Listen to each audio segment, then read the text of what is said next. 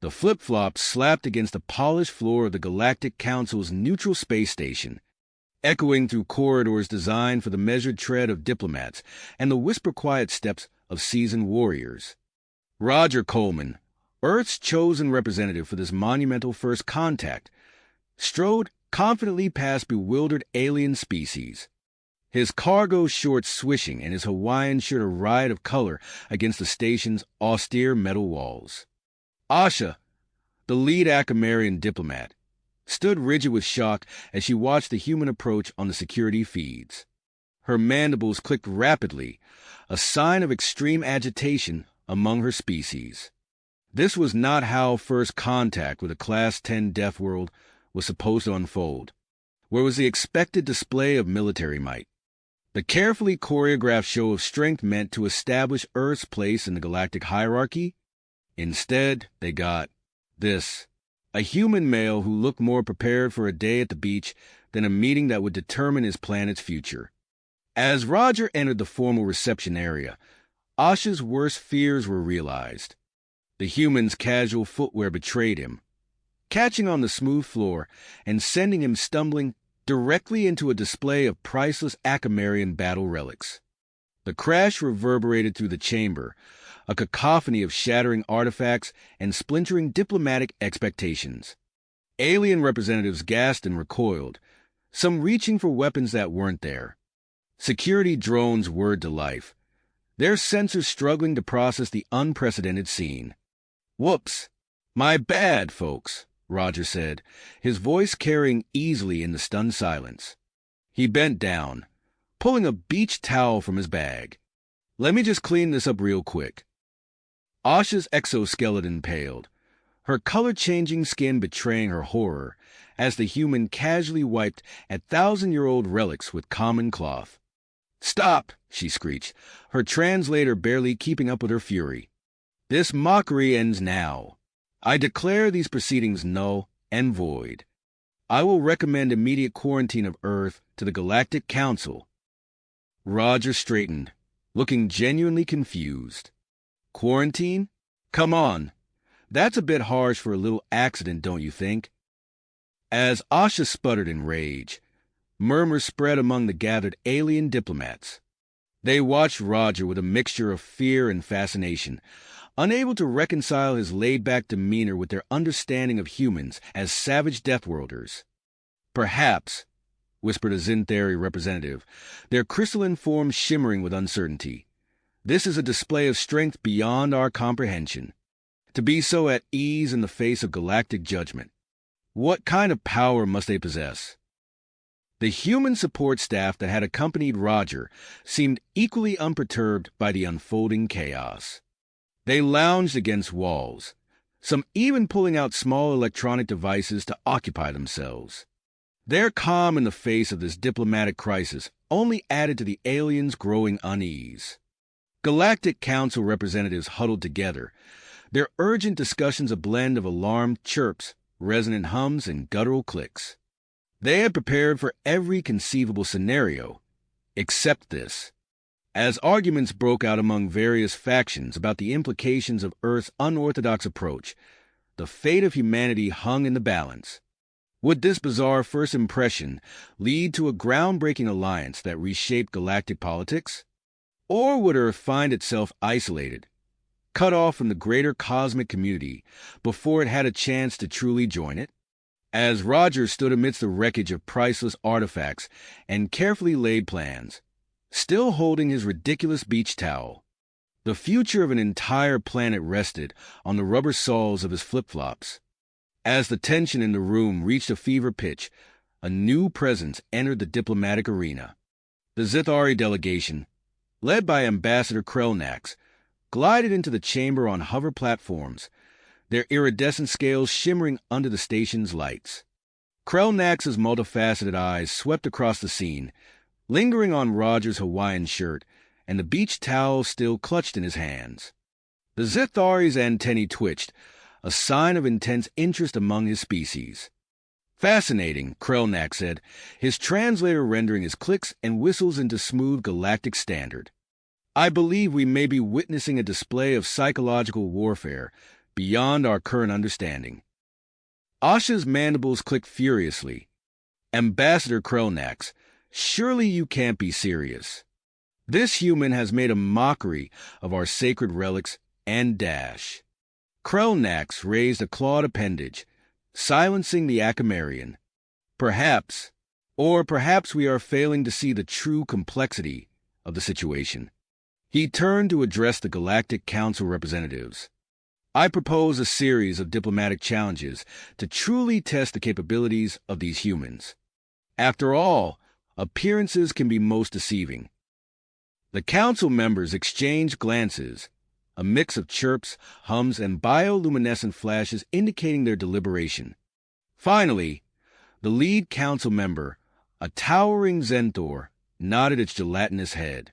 Your proposal is accepted, Ambassador Krelnax. We shall begin with a resource allocation simulation. Roger's eyebrows shot up. A simulation? Sounds like fun. Mind if we grab a drink first? Before anyone could object, Roger's team produced an assortment of Earth beverages from their bags. They cracked open cans and bottles, the hiss of carbonation echoing in the stunned silence. The simulation began, projected as a holographic display in the center of the chamber. Complex algorithms governing resource distribution, trade routes, and population dynamics swirled in a dizzying array of colors and symbols. To the astonishment of the gathered aliens, Roger and his team approached the task with the same casual attitude they displayed since their arrival. They lounged in their chairs, sipping their drinks, and discussed strategies as if they were planning a beach volleyball tournament. "Hey, Sarah," Roger called out, gesturing with his can of soda. "What if we reroute the deuterium through that nebula cluster? Might save us some fuel." Sarah, a young woman with bright blue hair, nodded. "Good call, boss. And if we establish a trading post on that asteroid belt, we could create a sustainable loop for rare Earth elements." Their unorthodox approach yielded results that left the alien observers speechless. The human team's resource allocation strategy outperformed several established galactic powers, creating a system of unprecedented efficiency and sustainability. Zortek, the lead Volarian analyst, furiously input data into his neural interface. "Impossible," he muttered, his crystalline form vibrating with excitement. "Their methods defy conventional logic, yet the results are undeniable." As the simulation concluded, the chamber erupted into a cacophony of alien languages. The Dralaxian trade representative sidled up to Roger, his tentacles curling with hardly restrained eagerness. "Most impressive, human," the Dralaxian whispered. "Perhaps we could discuss potential trade opportunities between our worlds?" Before Roger could respond, Asha's voice cut through the din. "Enough of these virtual tests. If these humans truly come from a Deathworld, let them prove their worth in a physical challenge." The council members conferred briefly before agreeing. A section of the chamber's floor slid open, revealing a massive environmental simulator. Roger and his team approached the entrance, still in their casual attire. "You're not going to change into something more suitable?" Krelnax asked, genuine curiosity in his voice. Roger shrugged. "Nah, we're good. Ready, team?" The humans entered the simulator, and the observers watched in awe as the environment shifted rapidly. Scorching heat gave way to freezing cold, while gravity fluctuated wildly. Through it all, the humans adapted with remarkable ease. They used their beach towels to create makeshift shelters, turned their flip-flops into tools for digging and climbing, and even utilized Roger's gaudy Hawaiian shirt as a water collection device during a simulated rainstorm. As the challenge progressed, the divide among the alien species grew more pronounced. The Zithari and Volarians watched with increasing fascination, while the Akamarians huddled together, their exoskeletons darkening with fear and anger. Asha furiously whispered to her aides, "We cannot allow these humans to gain a foothold in the galactic community. Contact our military allies immediately. We must form a coalition to oppose Earth's inclusion in the Council." Meanwhile, The Galaxian traders had cornered Roger's support staff, peppering them with questions about Earth's resources and technology.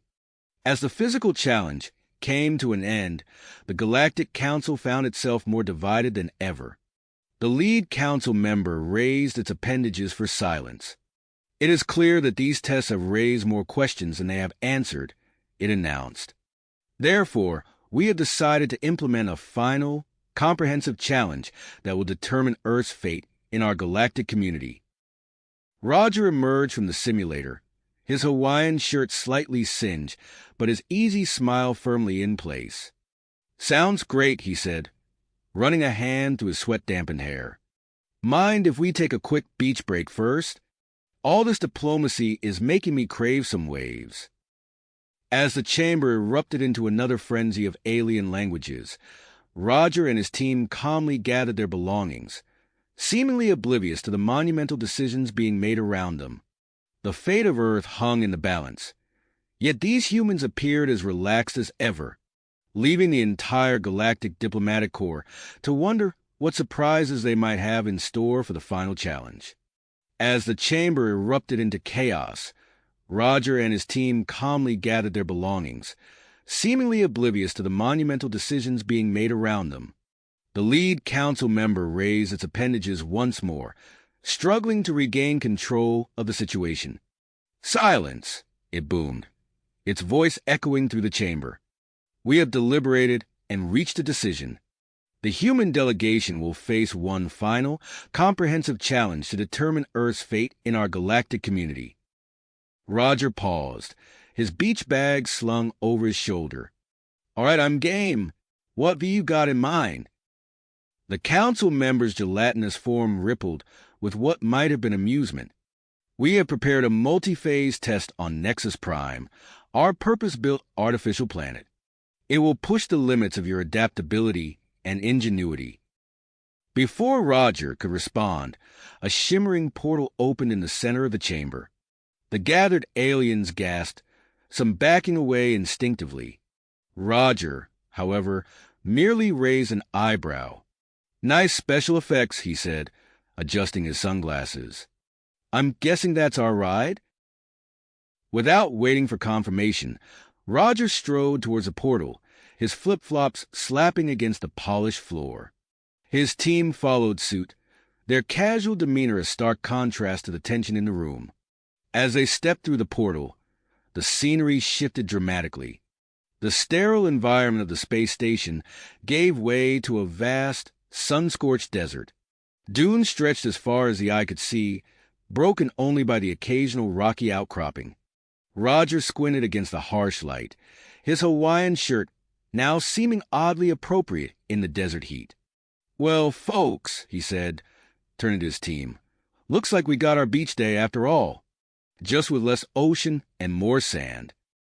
Sarah, the blue-haired woman, laughed as she pulled a pair of sunglasses from her bag. "At least we came prepared for the sun." The portal shimmered once more, depositing a group of alien observers nearby. Among them was Asha, her exoskeleton now a mottled pattern of agitation and barely concealed rage. A disembodied voice, presumably from the Galactic Council, echoed across the desert. "Your first task is survival. You have minimal supplies. Demonstrate your ability to adapt and thrive in this harsh environment." Roger nodded, surveying their surroundings. "All right, team. Let's show them how we do things on Earth." With surprising efficiency, the human team sprang into action. They used their beach towels to create makeshift sun shelters, anchoring them with rocks and debris. Roger demonstrated how to use the reflective surfaces of their sunglasses to signal across vast distances, a technique that left the alien observers murmuring in grudging admiration. As the day wore on, the humans' resourcefulness became increasingly apparent. They located a water source by following the flight patterns of local fauna, and used Roger's flip-flops to dig a shallow well. Their primitive but effective methods of navigation and water procurement impressed even the most skeptical aliens. Just as the team seemed to have mastered the desert environment, the landscape shimmered and transformed. The endless sand gave way to a dense, steaming jungle. The air grew thick with humidity and the pungent scent of alien vegetation. "Whoa," Roger said, wiping sweat from his brow. "Talk about climate change." Sarah coughed, her eyes watering from the sudden change in air quality. "I think it's toxic," she managed to choke out. Without missing a beat, Roger began tearing his Hawaiian shirt into strips.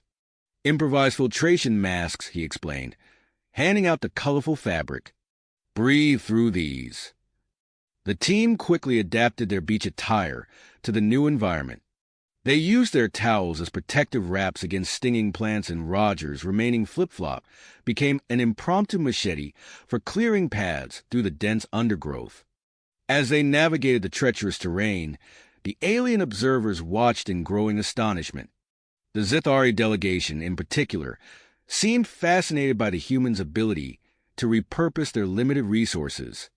Asha, however, grew increasingly agitated. Her mandibles clicked furiously as she conferred with her aides. Finally, she approached the Galactic Council's observation platform. "This is insufficient," she hissed. These beachgoers have yet to demonstrate any real prowess. I demand a test of combat skills." The council members exchanged glances before nodding in agreement. The disembodied voice returned, echoing through the jungle. "Prepare yourselves, humans. The next phase will test your combat abilities against various species battle droids." Roger's team gathered around him, their expressions a mix of concern and dedication. He grinned, twirling his remaining flip-flop. "Well, gang, looks like it's time for some extreme beach volleyball. Alien style." As if on cue, the jungle cleared, revealing a circular arena. Metallic forms began to emerge from hidden panels in the ground, an assortment of battle droids representing various alien species' military might. The human team exchanged glances, then burst into action with the same relaxed attitude they displayed throughout the tests. Roger charged forward, using his Hawaiian shirt to confuse enemy targeting systems. The bright colors and flapping fabric caused the droid's sensors to misfire, creating openings for his team to exploit. Sarah wielded a beach umbrella like a spear, its pointed end proving surprisingly effective against the droid's joints. Another team member used a bottle of sunscreen to blind optical sensors, while a fourth created distractions with a portable speaker blasting Earth music. Roger himself turned his flip-flops into improvised throwing weapons, the rubber saws adhering to droid faceplates and obscuring their vision. His unorthodox combat style left the observing alien military experts baffled and grudgingly impressed. As the last droid fell, sparks flying from its damaged circuits, a hush fell over the arena. The human team stood amid the mechanical carnage, breathing heavily but grinning. Roger wiped sweat from his brow, leaving a streak of oil and grime across his forehead. "So," he called out to the stunned observers, "does this mean we pass?" Before anyone could respond, a new figure materialized at the edge of the arena. The alien's form seemed to shift and shimmer, as if it wasn't quite fully present in this reality. The other aliens reacted with a mixture of awe and trepidation. "Greetings," the newcomer said, its voice carrying the hint of a musical tone. "I am Kthara of the Valari. We have been watching your performance with great interest." Roger cocked his head, taking in the newcomer's appearance. "Nice to meet you, Kthara. Love the whole living hologram look you've got going on. Very chic." Kthara's form rippled, perhaps in amusement. "Your species continues to surprise us, Roger Coleman. We look forward to observing the final phase of your trials." As Kthara spoke, the arena began to shift once more. The battle debris faded away, replaced by a grand council chamber filled with holographic representatives from various alien species. The disembodied voice returned, announcing the start of the diplomatic negotiation simulation. Roger straightened his tattered Hawaiian shirt and flashed a grin at his team. All right, folks, time to show them how we do diplomacy, Earth style. As the human team stepped forward to engage in the complex web of interstellar politics, the fate of Earth hung in the balance. The casual confidence that had carried them this far was about to face its greatest test yet. As Roger and his team engaged in the complex web of interstellar politics, the casual confidence that had carried them this far was about to face its greatest test. However, before they could fully immerse themselves in the diplomatic simulation, alarms blared throughout the chamber. The lead council member's gelatinous form pulsed with urgency. We have a situation. The Acamarians have attempted to sabotage the final challenge. The chamber erupted into chaos. Alien delegates shouted accusations and demands in a cacophony of languages. Roger's team exchanged glances, their expressions a mix of surprise and dedication. "Well, folks," Roger said, adjusting his tattered Hawaiian shirt, "looks like we're about to get a crash course in real galactic diplomacy." The council quickly called for an emergency session, inviting Roger and his team to attend as honored guests. As they made their way to the Grand Council chamber, Roger couldn't help but notice the looks they were receiving. Their beach attire, once a source of amusement, now seemed to command a strange sort of respect. The chamber was a marvel of alien architecture, with holographic displays flickering to life around them. Representatives from countless species filled the room, their forms ranging from the familiar to the utterly alien. Ambassador Krelnax of the Zithari approached the central podium, his scales shimmering under the chamber's lights. "Esteemed colleagues," he began, his voice carrying across the room. "In light of recent events, I propose we grant her a provisional membership in the Galactic Council." The chamber exploded into a frenzy of debate. Roger leaned toward Sarah, whispering, "And here I thought our beach volleyball game was intense."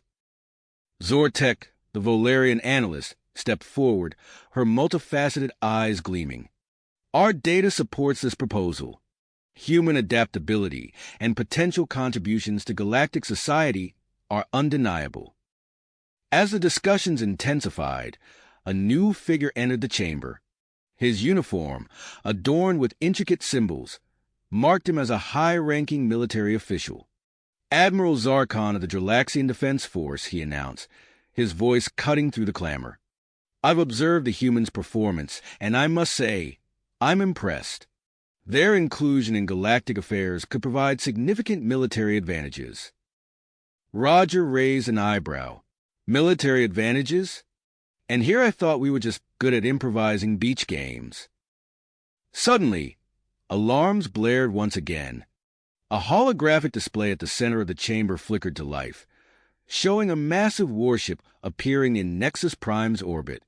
"Acamarian warship detected," an automated voice announced. "Cloaking field disengaged." The chamber descended into pandemonium. Species that had been arguing moments before now huddled together in fear. Amidst the chaos, a shimmering form materialized next to Roger. It was Kthara, the Valari observer. "We have technology that can penetrate their cloaking field," Kthara said, her form rippling with each word. "We offer it to the Council as a gesture of goodwill." Roger's mind raced, an idea forming. He turned to Kthara, a grin spreading across his face. "I've got a crazy idea. How small can you make that tech?" Kthara's form pulsed with curiosity. "Quite small. Why do you ask?" Roger held up his Hawaiian shirt. "Because I think it's time for a little Earth-style espionage." He quickly outlined his plan to the Council. Use the patterns on their Hawaiian shirts to conceal technical schematics. Hide communication devices in hollowed-out flip-flops. Infiltrate the Acamarian warship, using their beach attire as the perfect cover. The Council members exchanged bewildered looks. Admiral Zarkon was the first to speak. "It's so absurd, it just might work." Within minutes, a joint team was assembled. Roger, Sarah, and 2 other humans were joined by Zithari technicians and a Valari energy specialist. Their beach clothes were quickly modified, turning them into high-tech espionage tools disguised as casual wear. As they prepared to board a stealth shuttle, Roger looked at his team. Sarah was adjusting a flip-flop communicator, while a Zithari engineer calibrated a sensor hidden in a pair of sunglasses. "All right, team," Roger said, slipping on his schematic-concealing Hawaiian shirt. "Let's show these Akamarians how we do covert ops, Earth-style." The shuttle bay doors opened, revealing the vast expanse of space and the looming form of the Akamarian warship. As they launched towards their target, Roger couldn't help but marvel at the absurdity of it all. Here they were, about to infiltrate an advanced alien warship, dressed for a day at the beach. The shuttle glided silently towards the Akamarian vessel, its stealth systems rendering it invisible to conventional sensors. As they approached, Roger felt a mix of excitement and trepidation. The fate of Earth's relationship with the galactic community now rested on their shoulders, and their ability to turn beach attire into tools of intergalactic espionage. "Approaching docking port," the Zithari pilot announced, his scales shifting colors with concentration. "Prepare for boarding." Roger took a deep breath, adjusting his Hawaiian shirt one last time. "All right, folks," he said, flashing his trademark grin. "Let's go crash this alien beach party." Party. With those words, Roger led his team towards the Akamarian warship's docking port. The small shuttle, cleverly disguised as a maintenance vessel, glided silently through the void of space. Roger, Jack Harper, Mike Lewis, Zithari Ambassador Krelnax, and Valari technician Kthara huddled inside, their expressions a mix of drive and barely concealed excitement. As they approached the massive Akamarian vessel, Kthara's form shimmered, her energy-based body pulsing with concentration. "Activating cloaking technology," she announced, her voice a melodious whisper. The shuttle seemed to fade from view, becoming nearly invisible against the star-studded backdrop. Roger felt a grin tugging at his lips. "Now that's what I call a magic trick," he quipped, earning a few nervous chuckles from his teammates. Kthara reached for Roger's flip-flops, her ethereal fingers activating hidden sensors embedded within the rubber soles. A holographic display flickered to life, revealing the Akamarian ship's complex structure. "There," Krelnax hissed, his scaled finger pointing to a faint outline on the projection. "An external maintenance hatch. It's our best chance for undetected entry." The pilot, a skilled Zithari, maneuvered their craft with precision.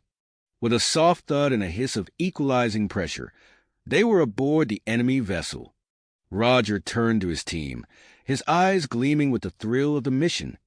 "All right, folks, time to split up and show these Akamarians what Earth-style espionage looks like." The group divided as planned. Roger, Jack, and Krelnax set off towards the bridge, while Mike and Kthara headed for the engine room. The corridors of the Akamarian ship were a maze of sleek metal and pulsing energy conduits, bathed in an eerie blue light. As Roger's group rounded a corner, they froze. An Akamarian security patrol was heading straight for them. The aliens' chitinous bodies gleamed in the low light, their multiple eyes sweeping the corridor. Without hesitation, Roger yanked off his Hawaiian shirt. "Krelnax," he whispered urgently, "how sensitive are their thermal sensors?" The Zithari ambassador's eyes widened in understanding. "Extremely." With a flourish, Roger waved his shirt in front of them like a matador's cape. The vibrant patterns and residual heat from his body created a dazzling display on the Akamarian's thermal imaging. Confused and disoriented, the patrol stumbled past, their insectoid features contorted in bewilderment. Once they were gone, Jack let out a low whistle. "Remind me to thank the fashion gods for Hawaiian shirts," he muttered. Meanwhile, in the engine room, Mike and Kthara faced their own challenge. The Akamarian systems loomed before them, a daunting array of alien technology. "This isn't good," Kthara said, her form flickering with concern. "Their systems are incompatible with our sabotage tools." Mike's brow furrowed in concentration. His eyes darted around the room, taking in every detail. Suddenly, he bent down and began unlacing his shoes. "What are you doing?" Kthara asked, her voice tinged with confusion. Mike held up the shoelace, pointing to the metal tip. "Aglets," he explained. "Conductive metal.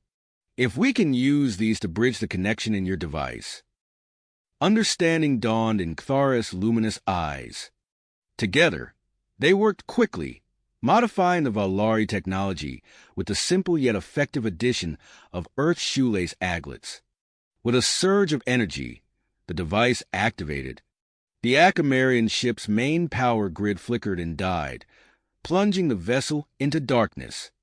Back on the bridge, Roger's team used the sudden blackout to their advantage. They slipped into the command center, unnoticed in the confusion.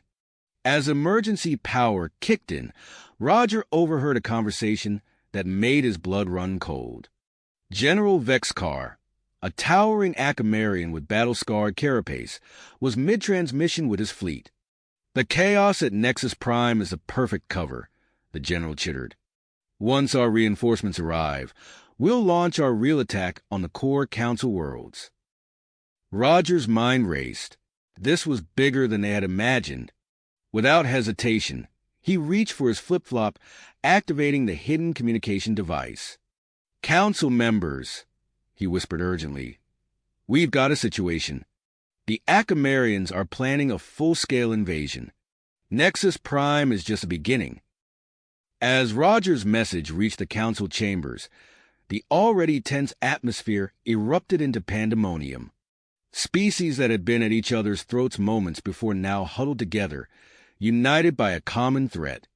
Admiral Zarkon's holographic form pulsed with urgency. "Counselors, we have confirmation. Long-range scanners have detected a fleet of Akamarian reinforcements heading our way." Graxthor, the Thoraxian representative, slammed his appendage on the council table. "Enough debate," he roared. "The humans have proven their worth. We must strike now, before it's too late." As arguments erupted anew, Zortek of the Valerian stepped forward, her multifaceted eyes gleaming. "Esteemed colleagues, our data suggests that the humans' unconventional approach may be our greatest asset. Their ability to adapt and think creatively in high-stress situations is unparalleled." The council chamber fell silent as the implications of Zortek's words sank in. The fate of the stars now rested on the shoulders of a group of humans in beachwear. Back on the Akamarian ship, Roger's team regrouped, racing against time to complete their mission before the reinforcements arrived. As they worked to sabotage the vessel's key systems, Roger couldn't help but marvel at the absurdity of their situation. "You know," he said, deftly rewiring an alien console with the underwire from Sarah's bikini top, "when I packed for this vacation, I never imagined I'd be saving the galaxy in my swimming trunks." Jack grinned, using sunscreen to jam a weapons console. "Just another day at the beach, right?" As alarms blared and Akamarian troops closed in, the human team's ingenuity was put to the ultimate test. The fate of Earth and the entire galactic community hung in the balance. With victory or defeat hinging on the most unlikely of heroes, a group of humans armed with nothing more than beach gear and their boundless creativity. As alarms blared and Akamarian troops closed in, the human team's ingenuity was put to the ultimate test. The fate of Earth and the entire galactic community hung in the balance. With victory or defeat hinging on the most unlikely of heroes, a group of humans armed with nothing more than beach gear and their boundless resourcefulness. Roger's heart raced as he activated his flip-flop communicator once again. "Council members, we've uncovered something big. The Akamarians aren't just planning an attack on Nexus Prime. They're gearing up for a full-scale invasion of the core Council worlds." The transmission crackled with static as the council chambers erupted into chaos. Admiral Zarkon's holographic form materialized, his eyes blazing with grit. "Understood, Roger. We're mobilizing all available forces. Hold your position and continue gathering intel." As Roger ended the transmission, he turned to his team. "Change of plans, folks. We're not just here to sabotage anymore. We're taking this ship." Jack's eyes widened. "The whole ship? With what? Our flip-flops and sunscreen?" Roger grinned, the kind of grin that usually preceded his most audacious ideas. "Exactly. Now, let's find the central control room." Using the schematics cleverly hidden in the patterns of Roger's Hawaiian shirt, the team navigated the labyrinthine corridors of the Akamarian vessel. They moved swiftly, their beach attire a stark contrast to the sleek, alien architecture surrounding them. As they approached the central control room, a hulking security door loomed before them. A complex biometric scanner guarded the entrance, its alien symbols pulsing with an eerie light. "Well, that's a problem," Krelnax hissed, his scales shifting colors in agitation. Jack stepped forward, a mischievous glint in his eye. He pulled out a piece of gum he'd been chewing and pressed it against a nearby control panel. With a deft motion, he lifted a faint imprint from the surface. "What are you doing?" Roger asked, bewildered. "A little trick I picked up in college," Jack replied, carefully applying the gum to the scanner. "Let's hope Akamarian fingerprints aren't too different from ours." To everyone's amazement, the scanner pulse screen and the door slid open with a soft hiss. Meanwhile, in the engine room, Mike and Kthara faced a new challenge. The ship's backup power systems hummed to life, threatening to undo their earlier sabotage. Mike's eyes darted around the room, taking in the alien technology. His mind raced, drawing parallels to Earth's electrical systems. Suddenly, he spotted a junction box that looked vaguely familiar. "Kthara, I need your help," he said, reaching for his belt buckle. "We're going to create a short circuit." Working together, they used the metal from Mike's belt buckle to bridge two critical points in the junction box. Sparks flew, and the ship's lights flickered ominously before plunging them into darkness. Back on Nexus Prime, the council chamber was a hive of frantic activity. A new figure strode into the room, his presence immediately commanding attention. "Commander Luxor of the Solarian Peacekeeping Force," he announced, his voice cutting through the chaos. "I understand we have a situation." Admiral Zarkon quickly briefed the commander on the unfolding crisis.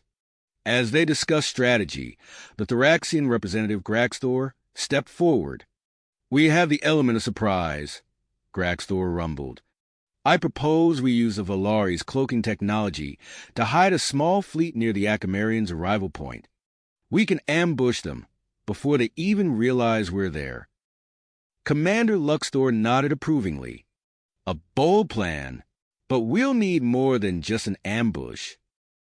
The Volarian analyst Zortek, her multifaceted eyes gleaming with newfound data, spoke up. "Our analysis shows a weakness in the Akamarian fleet formation.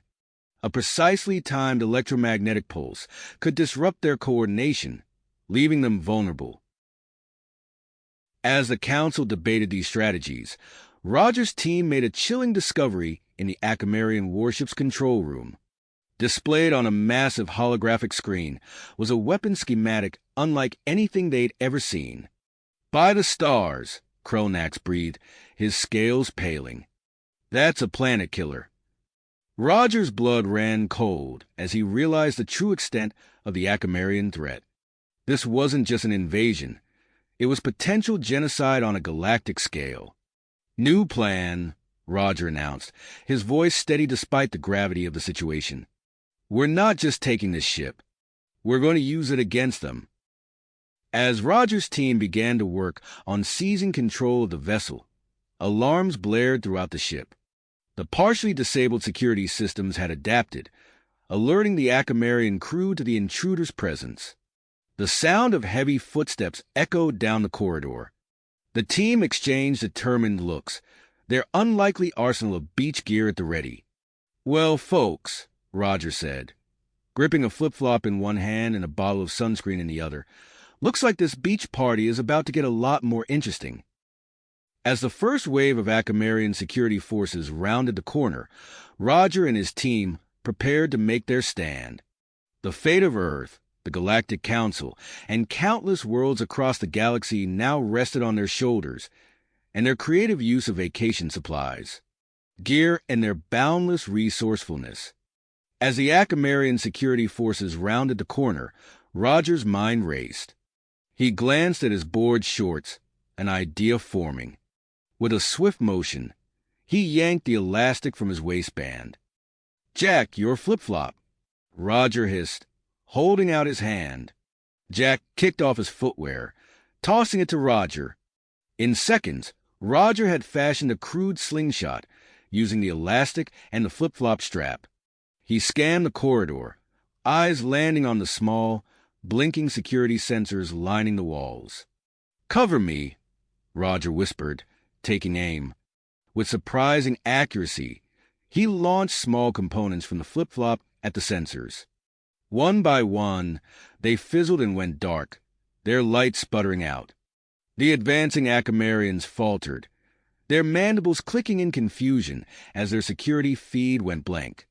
"Nice shot, beach boy," Sarah quipped, her voice tense but impressed. Taking advantage of the momentary chaos, the team pushed forward, deeper into the ship's interior. They moved swiftly, their bare feet surprisingly quiet on the metal floors.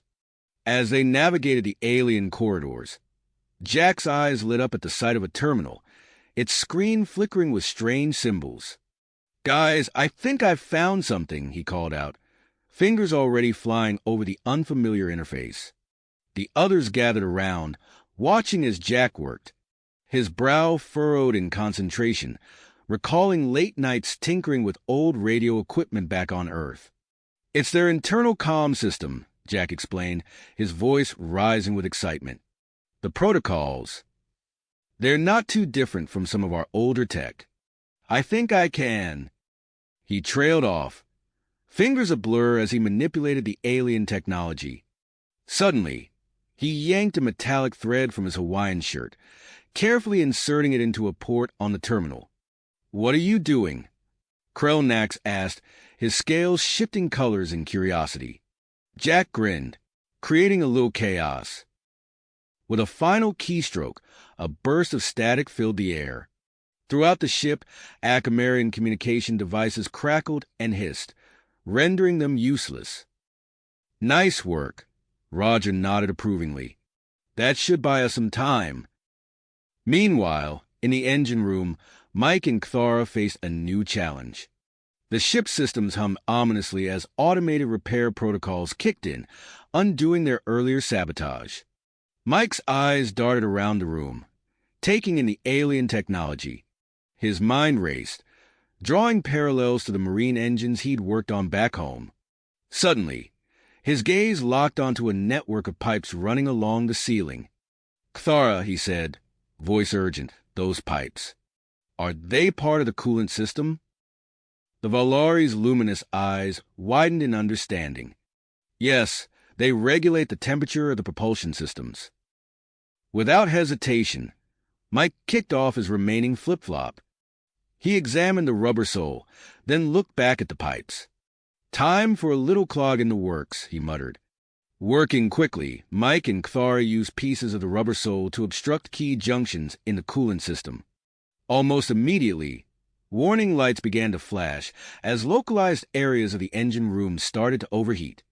"That should slow them down," Mike said, wiping sweat from his brow. Back on Nexus Prime, the council chambers buzzed with frantic activity.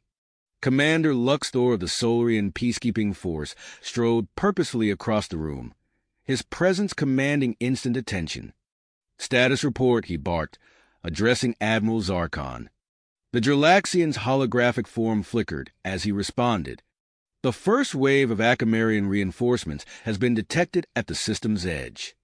Our cloaked fleet is in position behind Nexus Prime's largest moon, ready to outflank them on your command." Luxthor nodded grimly. "And the EMP probes?" "Primed and ready," Zarkon confirmed. We've refined the pulse frequency based on Zortex analysis. It should disrupt their formation the moment they enter the inner system. As final preparations were made, a new figure entered the chambers. Dr. Zandor, a male cephalon with writhing tentacles and multifaceted eyes, approached the central podium. "Esteemed council members," he began, his voice resonating with urgency, "I bring news that could change the course of this conflict." The chamber fell silent as Dr. Zandor explained his team's discovery about human DNA and its potential for rapid adaptation. As he spoke, the implications of this revelation rippled through the assembly. Graxthor, the Thoraxian representative, slammed his appendage on the table. "We must use this immediately. Incorporate human DNA into our forces." Others voiced their concerns, the debate growing heated. The ethical implications of such a move greatly troubled against the desperate need for any advantage in the face of the Akamarian threat. Before a decision could be reached, alarms blared throughout the chamber. The Akamarian reinforcements had arrived. Commander Luxthor's voice cut through the chaos. "We're out of time. Admiral Zarkon, initiate the ambush. Launch the EMP probes." As the battle for Nexus Prime began in earnest, Roger's team finally reached the main bridge of the Akamarian warship. They burst through the doors, catching General Vexkar and his command staff by surprise. The general's multiple eyes widened in shock as he recognized the intruders. He reached for a large, ornate key hanging from his carapace, the activation key for the superweapon. Roger acted on instinct.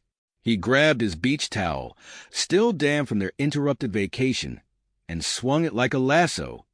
The towel whipped through the air, snagging the key from Vexkar's grasp. "What's the matter, General?" Roger taunted, catching the key as it flew towards him. "Forgot your sunscreen?" Chaos erupted on the bridge. Akamarian officers rushed to subdue the intruders, their chitinous limbs reaching for weapons. Jack and Sarah engaged the nearest attackers, using their beach gear with surprising effectiveness. Amidst the mayhem, Krelnax's form seemed to shimmer and fade. The Zithari ambassador's natural camouflage abilities allowed him to blend seamlessly with the ship's interior, providing crucial cover for his human allies. Roger and Jack fought their way towards the main command consoles, the fate of the mission hanging in the balance. As Roger's fingers flew over the alien controls, he couldn't help but marvel at the absurdity of their situation. "You know, Jack," he called out, ducking under a swipe from an Akamarian officer, "when I packed for this vacation, I really should have brought my swim goggles. They'd come in handy right about now." Jack grinned, using a handful of sand from his pocket to temporarily blind an attacker. "Just another day at the beach, right?" As the battle for control of the Akamarian warship raged on, the wider conflict between the Galactic Council's forces and the Akamarian reinforcements exploded into life around Nexus Prime. The fate of Earth, the Council, and countless worlds across the galaxy hung in the balance, with victory or defeat hinging on the most unlikely of heroes, a group of humans armed with nothing more than beach gear and their boundless ingenuity. Resourcefulness. The bridge of the Akamarian warship erupted into chaos as Roger's team fought to maintain control. General Vexkar, his multiple eyes narrowing with rage, barked an order to his crew. "Initiate self-destruct sequence. If we can't have this ship, no one will." Roger's heart raced as he processed the general's words. He locked eyes with Jack, both of them knowing they had mere moments to act. "Jack!" The communicator, Roger shouted, his fingers already working to pry open the modified flip-flop. With practiced precision, Roger extracted the circuit board from the makeshift device. Jack, understanding immediately, rushed to his side, fending off an Akamarian officer with a well-aimed handful of sand. "Cover me!" Roger called out as he dashed towards the main control console. Sarah and Krelnax formed a protective circle around Roger, using their improvised weapons to keep the Akamarian crew at bay. Roger's fingers flew over the alien interface, his mind racing to recall the systems he'd glimpsed earlier. Come on, he muttered, sweat beading on his forehead as he worked to interface the human technology with the alien systems. A series of rapid beeps filled the air as the self-destruct sequence initiated. Roger's hands moved faster, connecting wires and rerouting pathways. With a final keystroke, he held his breath. The beeping stopped. It worked, Roger exclaimed, allowing himself a brief moment of relief. We bought ourselves some time, but we need to move fast. In the engine room, Mike and Cthara faced their own set of challenges. Alarms blared around them as the ship's systems registered the attempted self-destruct. We need to do something, Mike said, his eyes scanning the complex machinery surrounding them. His gaze fell on a panel marked with symbols that resembled lightning bolts. Cthara, those look like weapon controls. Can you make sense of them? Cthara's luminous eyes widened. Yes, I believe I can, but we'll need to bypass the security protocols. Mike's hand went to his belt, feeling the cool metal of the buckle. I think I have just the thing. Working in tandem, Mike and Cthara used the metal from the belt buckle to create a makeshift bridge between two critical points in the weapon system. Cthara's fingers danced over the controls, her advanced knowledge guiding their efforts. There! Cthara exclaimed as the weapons panel flickered and went dark. We've successfully disabled their main weapons array. Mike grinned, wiping grease from his hands onto his swim trunks. Not bad for a couple of vacationers, huh? Meanwhile, in the space surrounding Nexus Prime, the battle raged on. Commander Luxthor's ambush strategy had initially caught the Akamarians off guard. The hidden fleet emerged from behind the moon, unleashing a barrage of fire on the unsuspecting enemy ships. Admiral Zarkon's voice crackled over the comms. Now, launch the EMP probes. Brilliant flashes of light erupted throughout the Akamarian formation as the electromagnetic pulses detonated. Ships began to drift, their systems temporarily disabled. However, the moment of victory was short-lived. A new wave of Akamarian reinforcements suddenly dropped out of hyperspace, their hulls gleaming with an unfamiliar sheen. Sir, a junior officer reported to Commander Luxthor, the MP. It's not affecting them. Luxthor's expression hardened as he assessed the situation. The tables had turned, and now his forces found themselves outgunned and outnumbered. On Nexus Prime, the council chamber descended into pandemonium as news of the battle's turn reached them. Voices raised in alarm and debate, each representative fighting to be heard. Dr. Zandor, his tentacles writhing with urgency, pushed his way to the center of the chamber. Esteemed council, we must act now. The human DNA adaptation could be our only chance. The chamber fell silent as the Cephalon xenobiologist presented his findings. The council members exchanged wary glances, the weight of the decision heavy upon them. A new voice cut through the tension. I have a proposal. All eyes turned to the speaker, a tall, imposing figure in the distinctive armor of the Praetorian Guard. Major Runthor, Chief of Security. He introduced himself. Dr. Zandor's research could be the key to turning this battle around.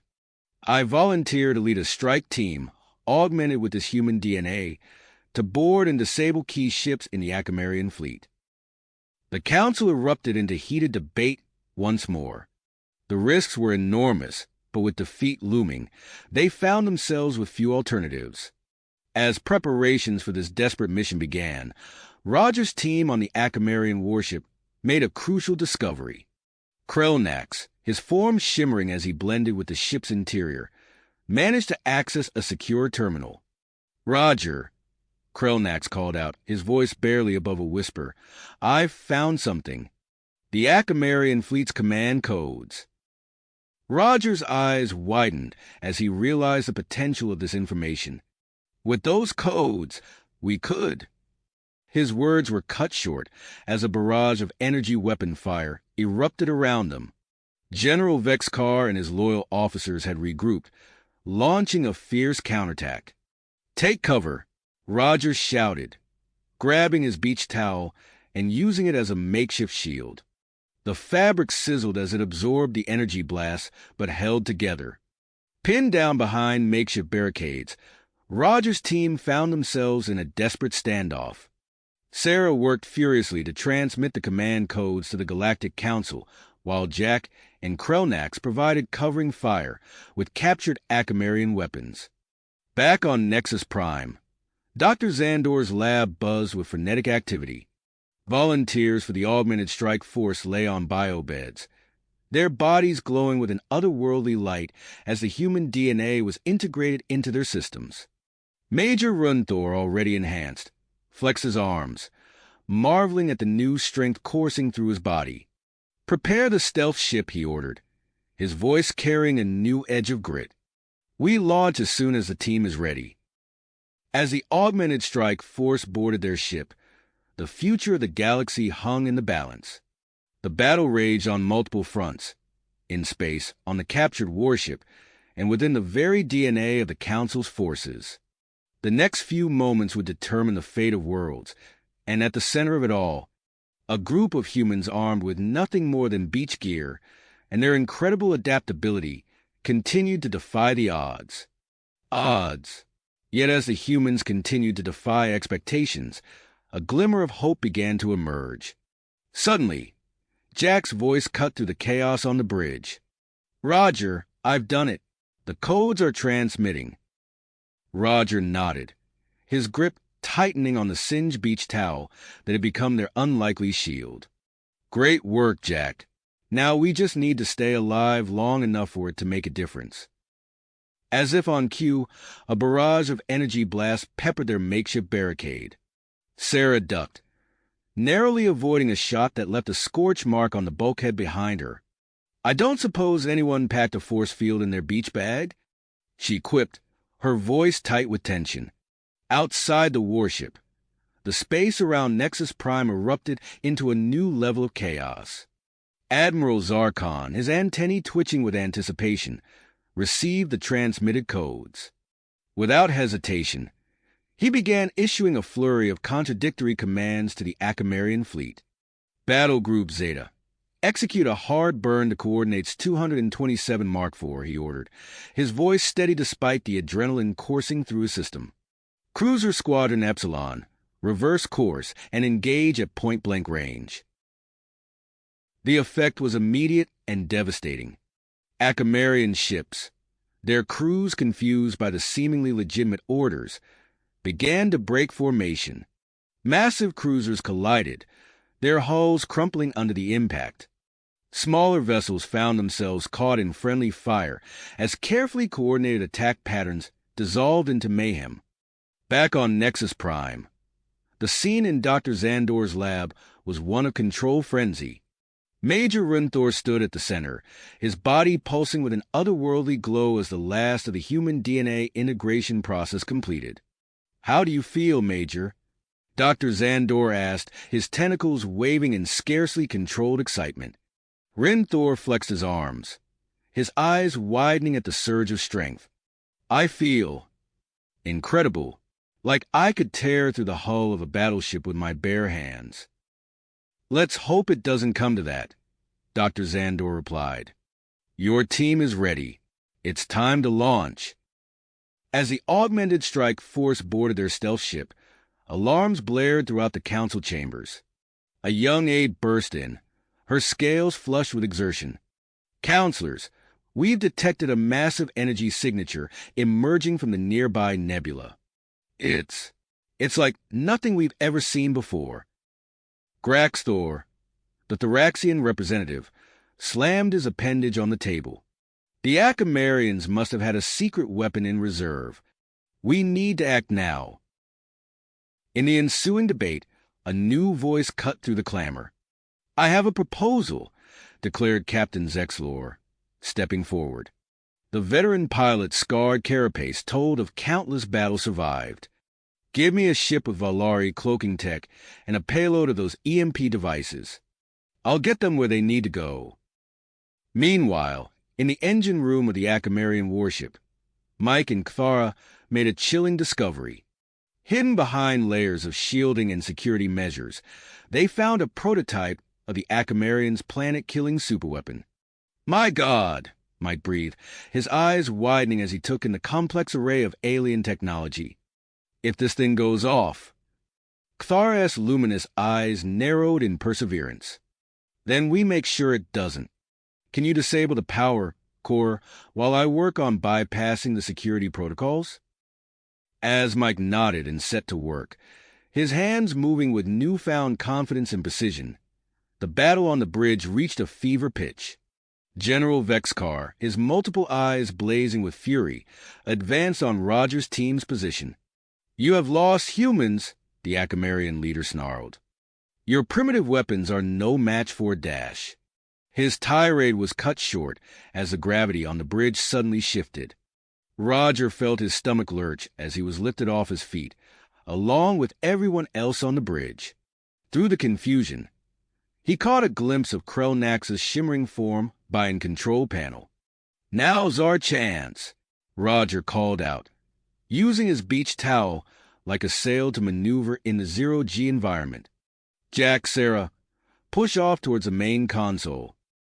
As the humans used their vacation gear in ways never intended by their manufacturers, Major Renthor's augmented strike team engaged the Akamarian fleet. Their modified stealth ship darted between enemy vessels, pulling off maneuvers that would have turned normal pilots to paste. "Sir," one of Renthor's team called out, "I'm reading critical system failures on 3 Akamarian cruisers. Our enhanced strength is allowing us to breach their hulls with minimal equipment." Renthor allowed himself a grim smile. "Excellent. Prepare for boarding on the next pass. We'll take these ships from the inside out." As the assault team closed in on their next target, Captain Zexlor's ship slipped out of the Nexus Prime shipyards, its Valari cloaking device rendering it invisible to both sensors and the naked eye. The grizzled pilot's hands danced over the controls, guiding the ship towards the ominous energy signature emerging from the nebula. "All right, you overgrown bug," Zexlor muttered to himself. "Let's see how you handle a real pilot." With the fate of multiple worlds hanging in the balance, the conflict continued to escalate on every front. Roger's team fought for control of the Akamarian warship. Mike and Kthara raced to disarm a planet-killing weapon, and new players entered the fray, each action rippling out to affect the entire battle. As the Galactic Council watched with anxious anticipation, the next few moments would determine the course of galactic history. The tense atmosphere on the bridge of the Akamarian warship suddenly shifted as Krelnax's manipulation of the gravity controls took effect. Roger felt his feet leave the deck, his body floating upward in the sudden zero-G environment. He saw General Vexcar and his officers similarly caught off guard, their multiple eyes widening in surprise as they struggled to maintain their positions. Seizing the moment, Roger gripped his beach towel tightly, its singed edges a testament to the intense firefight they'd endured. "Now's our chance," he called out to his team, using the towel like a sail to propel himself through the weightless environment. "Jack, Sarah, push off towards the main console." Jack reacted instantly, kicking off from their makeshift barricade and sailing through the air towards the ship's primary control interface. Sarah followed close behind, her hair floating wildly around her face as she navigated the zero-G space. Roger, seeing an opportunity to neutralize the immediate threat, twisted his beach towel into a makeshift lasso. With a quick flick of his wrist, he sent the towel sailing through the air, its end wrapping around the barrel of an Akamarian officer's weapon. With a sharp tug, Roger yanked the gun from the alien's grasp, sending it spinning away harmlessly. Emboldened by this success, Roger repeated the maneuver, disarming 2 more Akamarian officers in quick succession. The aliens' confusion in the zero-G environment made them easy targets, their multiple limbs flailing uselessly as they tried to regain control. Jack reached the main console, his fingers flying over the alien controls with newfound confidence. "I'm in," he shouted, his voice filled with a mixture of excitement and concentration. Initiating full lockdown of the bridge. Massive bulkheads slid into place with a resounding thud, sealing off the command center from the rest of the ship. General Vexcar, his face contorted with rage, found himself trapped along with his loyal crew members, their options for escape or reinforcement cut off. Meanwhile, deep in the bowels of the warship, Mike and Cthara worked feverishly to neutralize the prototype superweapon. Mike's hands moved with incredible speed and precision, his mind processing the complex alien technology at an unprecedented rate. "I think I've found it," Mike exclaimed, his eyes darting over the intricate power distribution system. "There's a weakness in the energy flow. If we can redirect it." Cthara's luminous eyes widened in understanding. "Yes, I see it too. But how can we safely channel such an enormous amount of power?" Mike's gaze fell to his own attire, and a spark of inspiration hit him. Without hesitation, he began dismantling his flip-flops and belt, repurposing the simple earth materials into something extraordinary. "Hand me that coupling over there," Mike instructed, pointing to a nearby panel. Cthara passed him the alien component, watching in fascination as Mike integrated it with the makeshift device he was constructing. With a final adjustment, Mike carefully inserted his creation into the weapon's power core. For a heart-stopping moment, nothing happened. Then, with a low hum, the energy readings on the nearby monitors began to shift, the destructive potential of the weapon diminishing rapidly. "It's working," Cthara exclaimed, her tentacles waving excitedly. "The energy is being safely redirected. The weapon is neutralized." Mike allowed himself a small smile of relief before turning his attention to the weapon's control interface. "We're not done yet. We need to download the schematics of this thing. The Council needs to know what they're up against." As Cthara began the process of extracting the crucial intelligence, the space battle around Nexus Prime reached a new level of intensity. Major Runthor, his body humming with the power of the human DNA augmentation, led his strike force in a series of daring assaults on key Akamarian vessels. Runthor's enhanced strength and reflexes allowed him to execute maneuvers that would have been impossible for a normal pilot. His small, agile craft darted between enemy ships, evading a barrage of energy weapons with seemingly impossible precision. "Target acquired," Runthor announced to his team as they approached one of the largest Akamarian vessels. "Prepare for boarding action. Remember your training and trust in your new abilities."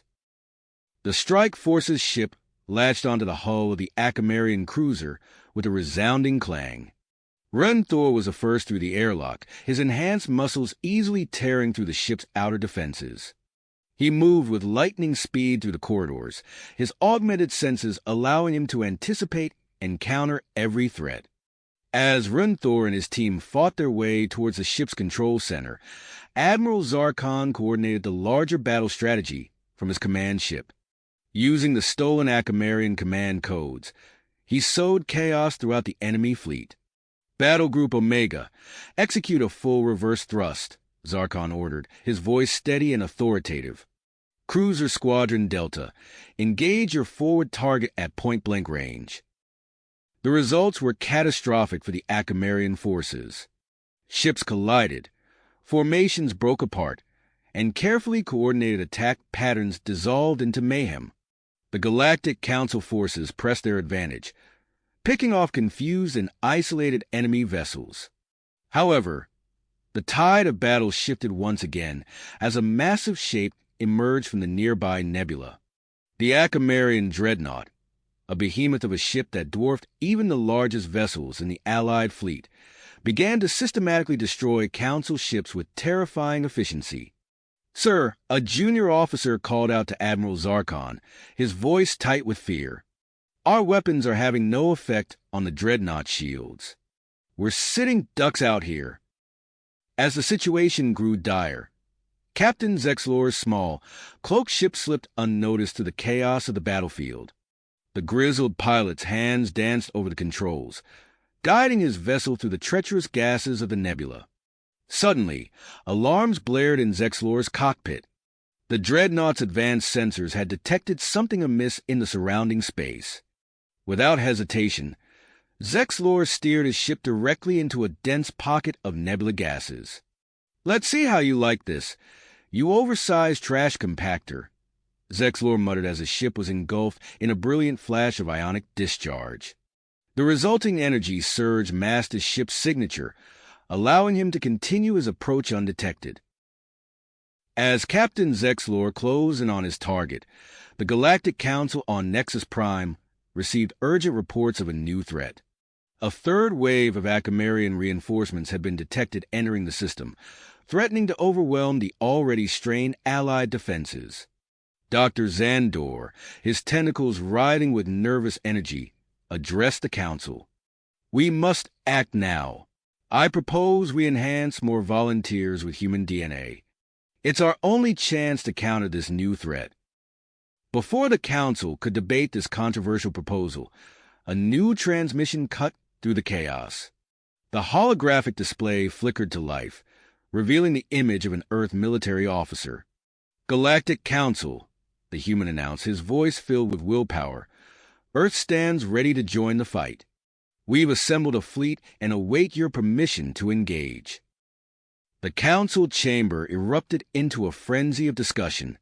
The potential ramifications of allowing Earth to enter the galactic stage in such a dramatic fashion were enormous.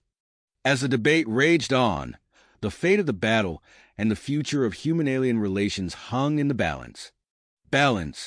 The tension in the Council chamber was palpable as the Earth officer's hologram flickered, awaiting a response.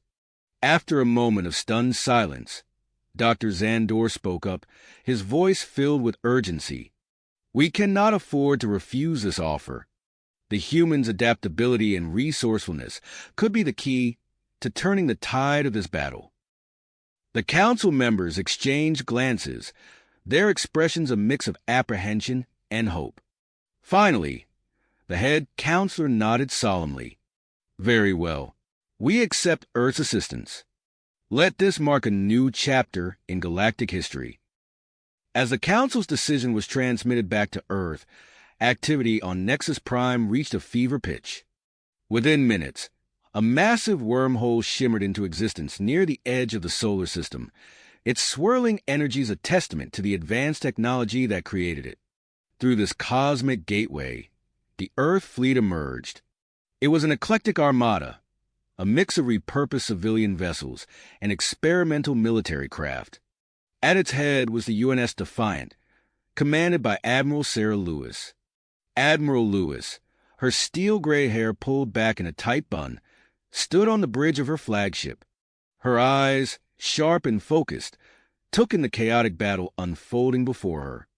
"Status report," she barked, her voice cutting through the tense atmosphere on the bridge. Her second-in-command, Commander Chin, responded quickly. "We've successfully transitioned through the wormhole, Admiral. All ships accounted for. The Galactic Council forces are engaged with the Acamarian fleet approximately 500,000 kilometers off our port bow." Lewis nodded, her mind already formulating strategies. "Open a channel to Admiral Zarkon's flagship. We need to coordinate our efforts immediately." As the Earth fleet moved to join the fray, the situation aboard the captured Acamarian warship was reaching a critical point. Roger Coleman, his beach towel now tied around his waist like a makeshift utility belt, worked feverishly at the ship's main console. "Jack, how's that lockdown holding?" he called out, his fingers flying over the alien controls. Jack Harper, sweat beading on his forehead, responded from across the bridge. "So far, so good. I've managed to isolate all major systems. The Acamarians are locked out of everything except life support." Sarah, her hair still floating wildly in the zero-G environment, pushed off from a nearby bulkhead. We need to do something about General Vexcar and his officers. They're still a threat, even if they're contained. Roger nodded, his expression grim. Agreed. We'll use the internal comm system to broadcast false orders. With any luck, we can keep the rest of the crew confused and disorganized. As Roger's team worked to solidify their control of the bridge, Mike, Lewis, and Cthara were deep in the bowels of the ship, standing before the now neutralized superweapon. Mike wiped his brow, his impromptu flip-flop and belt creation still humming softly as it redirected the weapon's enormous power. Okay, we've bought ourselves some time, but we can't stop here. Cthara's luminous eyes blinked in agreement. What do you propose? Mike's gaze swept across the engine room, taking in the complex array of alien technology. We need to turn this ship's strength against the Akamarian fleet. If we can overload the engines in just the right way. Cthara's tentacles waved excitedly as she grasped Mike's plan. An electromagnetic pulse. It could disable nearby Akamarian vessels without destroying this ship. As Mike and Cthara set to work on their audacious plan, Major Runthor and his augmented strike force were carving a path of destruction through the Akamarian fleet. Runthor's enhanced muscles bulged as he tore through the hull of yet another enemy vessel, his team following close behind. Push forward, Runthor shouted, his voice carrying over the sounds of battle. We're approaching the flagship's command center. Prepare for heavy resistance. The augmented soldiers moved with inhuman speed and grace, their reflexes allowing them to dodge energy blasts that would have vaporized normal combatants. As they fought their way deeper into the Akamarian flagship, the true extent of their enhancements became clear. They were no longer just soldiers. They were living weapons. Meanwhile, Captain Zexlor's stealth mission had entered its most perilous phase. The massive Akamarian dreadnought loomed before him, its weapon systems creating a deadly web of energy beams and projectiles. Zexlor's hands danced over his ship's controls, guiding the small craft through impossibly narrow gaps in the dreadnought's defenses. Warning klaxons blared as his ship sustained glancing hits, but Zexlor's focus never wavered. "Come on, you beautiful bastard," he muttered through gritted teeth as he lined up his approach vector. "Just a little closer." Back on Nexus Prime, Dr. Zandor supervised a new round of DNA augmentation procedures. The lab was a flurry of activity as volunteers were prepped for the enhanced treatments. Increase the human DNA concentration by 5%, Zandor instructed his team. Our initial results show we can push the enhancements even further. As the procedures progressed, the first of the newly augmented soldiers began to awaken. Their eyes glowed with an otherworldly light, and their movements were fluid and precise beyond anything seen before. In space, Admiral Lewis's unconventional tactics were throwing the Akamarian fleet into disarray. The Earth ships moved in complex, unpredictable patterns, creating openings for the more advanced Galactic Council vessels to exploit. "Bravo Squadron, execute Maneuver Delta 7, Lewis commanded, her voice steady and confident. Draw their fire away from the Council's heavy cruisers. As the battle raged on multiple fronts, long-range scans detected the approach of the Akamarian's third wave. The data streaming in painted a grim picture. These reinforcements carried a weapon capable of destabilizing entire planetary cores. Admiral Zarkon's hologram flickered to life on the bridge of the UNS Defiant. "Admiral Lewis, we've intercepted communications from the incoming Akamarian fleet. They plan to use their new weapon on populated worlds if we don't stand down." Lewis's expression resolute as she processed this information. "We need a plan to neutralize that weapon before it gets in range. Any ideas?" Zarkon's expression was grim but determined. "I may have one, but it's risky. We've just received word that a team of humans has captured an Akamarian warship. If we could use it as a Trojan horse." Lewis nodded, immediately grasping the potential of such a bold move. "It's audacious, but it might be our best shot. Let's make it happen." As preparations for this daring mission began, the various fronts of the battle continued to intensify. The captured Akamarian warship, under Roger Coleman's control, began to move into position for its crucial role in the coming confrontation.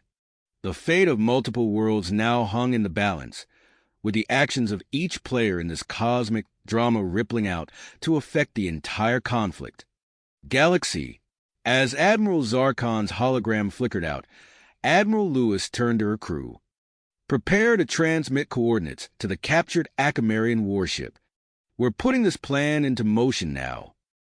Aboard the hijacked vessel, Roger Coleman received the incoming transmission. His eyes scanned the data, his mind racing as he processed the implications of their new mission. "Jack, Krelnax, gather round," Roger called out, his voice tense but controlled. "We've got new orders, and they're going to push us to our limits." As Roger briefed his team on the daring Trojan horse strategy, a small shuttle docked with their ship. The airlock hissed open, revealing a group of Earth's elite Special Forces operators led by Colonel Marcus Steele. Steele, a tall, weathered man with piercing blue eyes, stepped onto the bridge. "Mr. Coleman, I presume?" "Colonel Marcus Steele, Earth Special Forces. We're here to ensure this mission succeeds." Roger nodded, relief washing over him at the sight of the seasoned soldiers. "Colonel, your timing couldn't be better. We're about to attempt something that would make the ancient Greeks proud." As Roger's team worked to integrate the new arrivals, the captured warship began its approach towards the incoming Akamarian fleet. Jack Harper's fingers danced across the alien controls, sending out a steady stream of falsified status reports to maintain their cover. "Incoming transmission from the Akamarian flagship," Jack announced, his voice tight with tension. Roger took a deep breath, steeling himself. "Put it through. Remember, we're Akamarians now." The holographic display flickered to life, revealing the stern face of an Akamarian officer. Roger straightened his posture, mimicking the rigid bearing he'd observed in their captives. "Warship Krelaf, state your status and intention," the officer demanded. Roger responded in clipped tones, channeling every ounce of authority he could muster. "Krelaf reporting. We sustained minor damage in the initial engagement, but remain combat ready. Requesting permission to join the vanguard for the final assault." The Akamarian officer's eyes narrowed, studying Roger intently. After a moment that seemed to stretch into eternity, he nodded. "Permission granted. Proceed to coordinates Alpha 79. Prepare to receive targeting data for the superweapon strike." As the transmission cut off, a collective sigh of relief swept through the bridge. Colonel Steele clapped Roger on the shoulder. "Nicely done, civilian. Now comes the hard part." Deep in the engine room, Mike Lewis and Cthara hunched over a makeshift console, their faces illuminated by the eerie glow of alien technology. Mike's eyes widened as new data scrolled across the screen. "Cthara, are you seeing this?" he asked, his voice barely above a whisper. The alien scientist's tentacles writhed in agitation. "Indeed, the implications are most concerning." Mike ran a hand through his disheveled hair. "We need to warn Roger. This weapon isn't just a planet killer. It's a potential space-time shredder." As Mike reached for the comlink, the ship shuddered. They had entered the Akamarian fleet's formation. On the bridge, Roger received Mike's urgent message. His face paled as he processed the new information. The plan to simply disable the superweapon now seemed woefully inadequate. "Colonel Steele," Roger said, turning to the Special Forces leader, "we need to modify our approach. Disabling the weapon might not be enough. We may need to seize control of it entirely." Steele's expression remained impassive, but his eyes glinted with the thrill of the challenge. "My team can handle that, but we'll need a distraction to get us close." Roger nodded, his mind racing. "I think I have just the thing. Jack, prepare to transmit a false alert to the Akamarian fleet. We're about to create some chaos. As Roger's team set their revised plan into motion, the battle raged on multiple fronts. Captain Zexlor, his ship fused to the hull of the massive Acamarian dreadnought, worked feverishly to repair his systems. The EMP had done its job, leaving the behemoth temporarily vulnerable. But Zexlor knew it was only a matter of time before the Acamarians restored power. Meanwhile, Major Runthor led his augmented strike force deeper into enemy territory. Their enhanced abilities allowed them to cut through Acamarian defenses without difficulty. As they approached the flagship's command center, Runthor raised his hand, signaling his team to halt. "Prepare for heavy resistance," he growled, his enhanced muscles tensing for action. "Remember your training and watch each other's backs. We end this here and now." With a primal roar, Runthor burst through the reinforced doors of the command center, his team right behind him. The Acamarian defenders opened fire, but the augmented soldiers moved with inhuman speed, dodging energy blasts and closing the distance in seconds. As the close-quarters battle erupted, Roger's captured warship approached its target, the vessel carrying the scaled-up superweapon.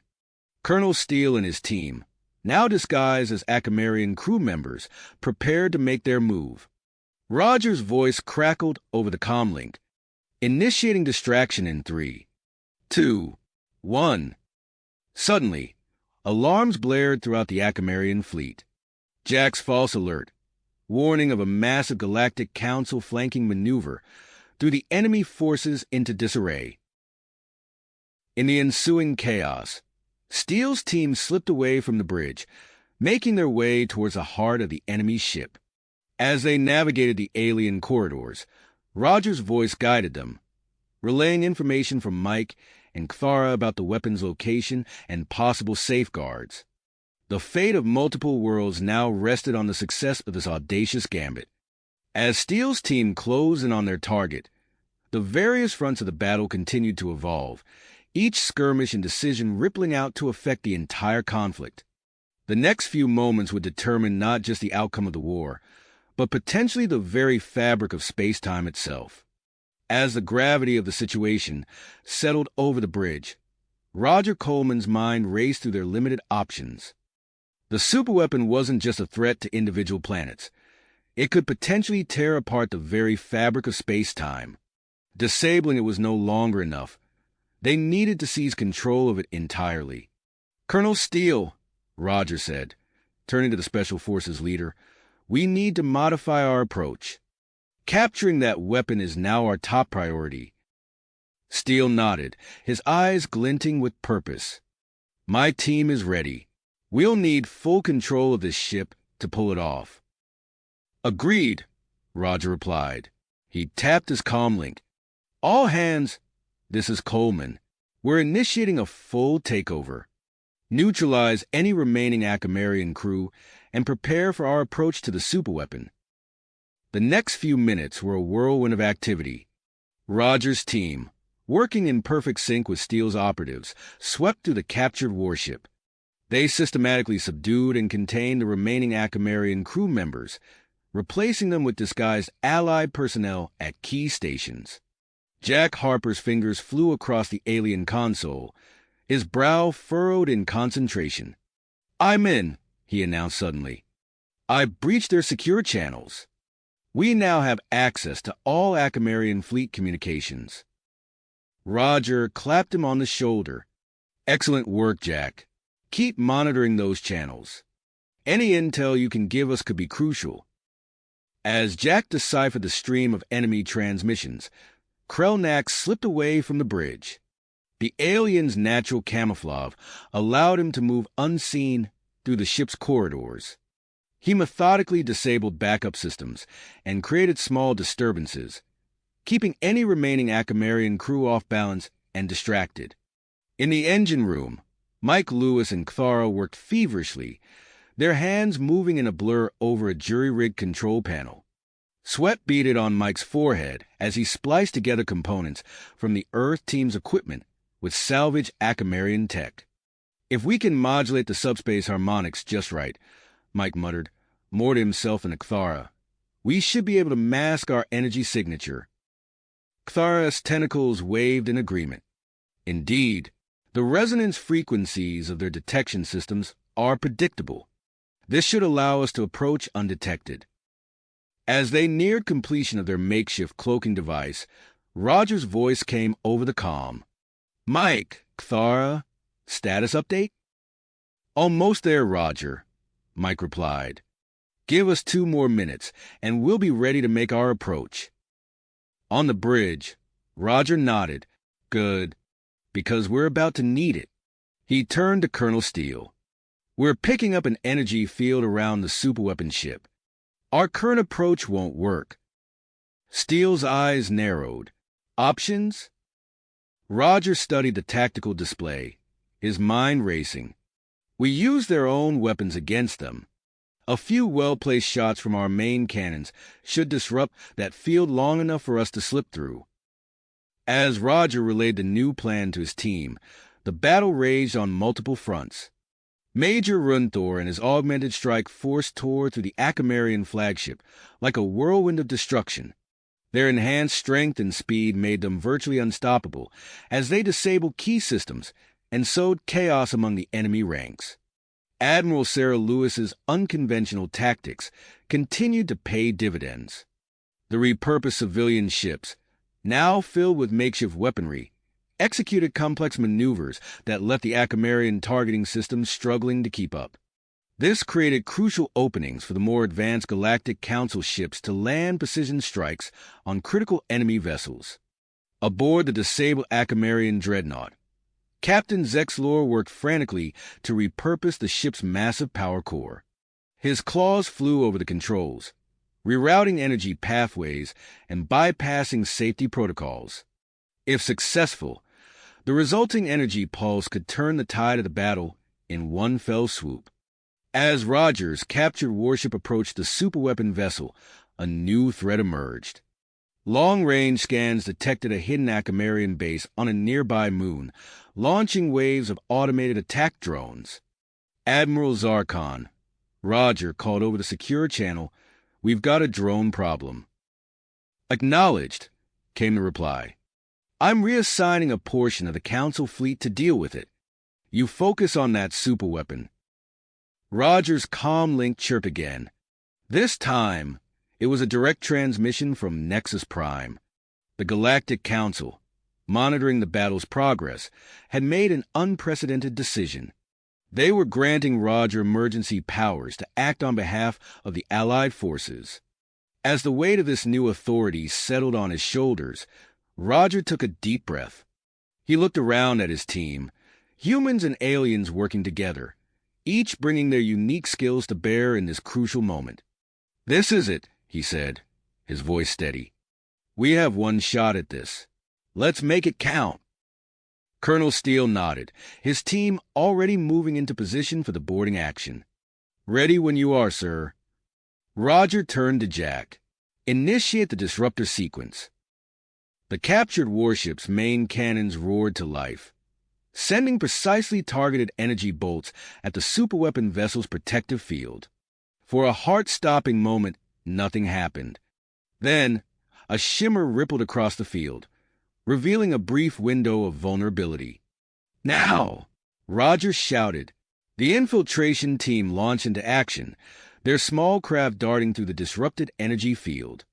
As they neared the superweapon vessel, Roger knew that the next few moments would determine not just the outcome of this battle, but potentially the fate of the entire galaxy. As the captured warship approached its target, Roger's heart raced with anticipation. "Steele, your team is clear to launch," Roger commanded, his eyes fixed on the tactical display. "Remember, we only have one shot at this." Colonel Steele nodded, his face a mask of persistence. "Understood. We're moving out." The infiltration team boarded their specialized pods, designed to latch onto the hull of the superweapon vessel without detection. As the pods detached from the captured warship, Roger watched them streak across the void, tiny specks against the vastness of space. Jack's voice cut through the tension on the bridge. "Roger, I've intercepted some crucial intel." The superweapon is under the direct control of an Akamarian scientist named Dr. Vexthor. He's General Vexskar's brother. Roger's eyes widened. Good work, Jack. Relay that information to Steele's team immediately. They'll need to know who they're dealing with. As the boarding pods made contact with the superweapon vessel's hull, Roger turned his attention to the main battle. The tactical display showed a sea of red and green indicators, representing Akamarian and Allied ships locked in combat. Suddenly, alarms blared across the bridge. "Sir," one of the sensor operators called out, "we're detecting a massive energy surge from the disabled Akamarian dreadnought." Roger watched in awe as a wave of electromagnetic energy pulsed outward from the massive ship. Dozens of Akamarian vessels flickered and went dark, their systems overloaded by the unexpected attack. "It seems Captain Zexlor came through," Roger muttered, a grim smile on his face. Inside the superweapon vessel, Colonel Steele and his team moved swiftly through the corridors.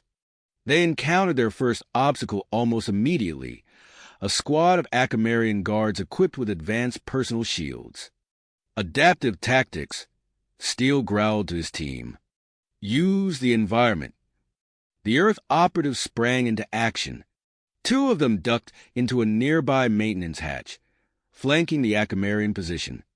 Another used a grappling device to swing up into the exposed ventilation ducts above. As energy weapons fire filled the corridor, Steele's team outmaneuvered their better-equipped foes. They used the ship's own systems against the defenders, triggering emergency bulkheads and rerouting power to create distractions. Back on the captured warship, Mike Lewis's voice crackled over the comm. "Roger, we've made a breakthrough. This superweapon, it's not just a planet killer. It can create localized wormholes." Roger's mind reeled at the implications. "Can we use that to our advantage?" "Possibly," Thara chimed in, her tentacles waving in excitement. "But the risks are enormous. One miscalculation could tear a hole in space-time itself." As Roger weighed this new information, the battle continued to evolve around them. Major Runthor's augmented strike force had successfully disabled the Akamarian flagship's main weapons array, allowing Admiral Sarah Lewis to press her advantage. Roger opened a channel to the Earth fleet. "Admiral Lewis, the flagship is vulnerable. Concentrate your fire on their secondary systems." "Acknowledged," came the reply. "We're moving in now." Just as the tide seemed to be turning in their favor, a new threat emerged. Long-range sensors lit up with warnings. "Sir," Jack called out, his voice tight with concern, "we're detecting a massive energy signature at the edge of the system. It's not Akamarian, and it's not ours." Roger's mind raced. An unknown player entering the fray could upset the delicate balance they'd achieved. He opened a channel to Admiral Zarkon. "Admiral, are you seeing this?" "I am," Zarkon replied, his tone grim. "I'm redeploying a portion of the Council fleet to form a defensive line. We can't risk being caught off guard." As Roger processed this new development, Colonel Steele's voice came through, punctuated by the sound of weapons fire. "Coleman, we've hit a snag. The bastard has initiated some kind of lockdown. We need to access multiple stations simultaneously to override it." Roger cursed under his breath. They were so close, but time was running out. He made a split-second decision. "Krelnax," he called out, "I need you to infiltrate that ship. Use your camouflage abilities to assist Steele's team." The alien skin rippled with anticipation. It will be done. As Krelnax prepared for his daring spacewalk, Roger turned back to the tactical display. The unknown energy signature was growing larger by the second, and the Akamarian forces were regrouping. The next few moments would determine not just the outcome of this battle, but potentially the fate of the entire galaxy. Roger took a deep breath, steeling himself for the challenges ahead. The real test of their dedication and ingenuity was only just beginning. Beginning. Roger's mind raced as he processed the multitude of threats and opportunities unfolding before him. Steele, status report, he barked into the comm. Colonel Steele's voice came back, tense and breathless. We've hit a snag, Roger. Vexthor's lockdown is more complex than we anticipated. We need to access multiple stations simultaneously to override it. Roger's eyes narrowed. Understood. I'm sending in backup. Krell-Nax, you're up. The alien operative materialized from the shadows, his skin rippling with anticipation. I will not fail, Krell-Nax assured him before slipping out of the bridge. As Krell-Nax made his way to the airlock, Roger turned his attention back to the tactical display. The battle raged on multiple fronts, a chaotic dance of destruction and strategy. Sir, Jack called out, his voice urgent. I'm picking up strange readings from Major Renthor's strike force. Roger frowned. Put it through. The comm crackled to life, filled with the sounds of fierce combat and labored breathing. This is Renthor. The Major's voice came through, strained. We have a situation. Some of our enhanced soldiers are experiencing fluctuations. As if on cue, a pained roar echoed in the background, followed by the sound of twisting metal. Stand down, soldier, Renthor shouted. I repeat, stand down. Roger's mind flashed back to Dr. Xandor's warnings about the augmentations. Major, pull back any affected units immediately. We can't risk further instability. Acknowledged, Renthor replied grimly. No sooner had Roger dealt with this crisis than Mike Lewis's voice came over the comm. Roger, we've got something. It's risky, but it might just work. I'm listening, Roger said, his eyes still fixed on the battle unfolding before him. Mike spoke rapidly, his excitement palpable. We think we can reconfigure the superweapon to create a controlled wormhole. If we can pull it off, we could remove a significant portion of the Akamarian fleet from the battle in one fell swoop. Roger's heart raced at the possibility. What's the catch? One wrong move, Kthara chimed in, and we could tear a hole in the fabric of space-time itself. Before Roger could respond, alarms blared across the bridge. Jack's fingers flew across his console. Sir, we've got a massive energy signature approaching. It's not Akamarian, and it's definitely not ours. The tactical display shifted, revealing a vast fleet of biomechanical ships unlike anything Roger had ever seen. A chill ran down his spine as a message broadcast across all frequencies. Attention, organic life forms. We are the Syntherians. Your chaotic existence ends today. Prepare for cleansing. Roger's mind reeled. The situation had just become exponentially more complex. He opened a channel to Admiral Zarkon. Admiral, are you seeing this? I am, Zarkon replied, his tone grim. I'm taking drastic action. We're opening diplomatic channels with the Akamarians. We need to present a united front against this new threat. As Roger processed this unexpected turn of events, Colonel Steele's voice cut through the chaos. Roger, we've reached the main control room, but Vexthor's initiated some kind of failsafe. The core's going critical. We've got minutes before this thing tears a hole in space-time big enough to swallow half the sector. Roger's hands clenched into fists. The fate of multiple civilizations now hung in the balance. He took a deep breath, steadying himself for the decisions to come. Steele, hold your position. Mike, Kthara, I need options. Can we use that wormhole tech to our advantage? As his team scrambled to respond, Roger's gaze swept across the tactical display. The augmented strike force pulling back, Sarah's fleet pressing their advantage, the disabled Akamarian dreadnought preparing for another pulse. And now this new Syntherian threat looming on the horizon. In that moment, Roger knew that his next moves would shape the future of the galaxy.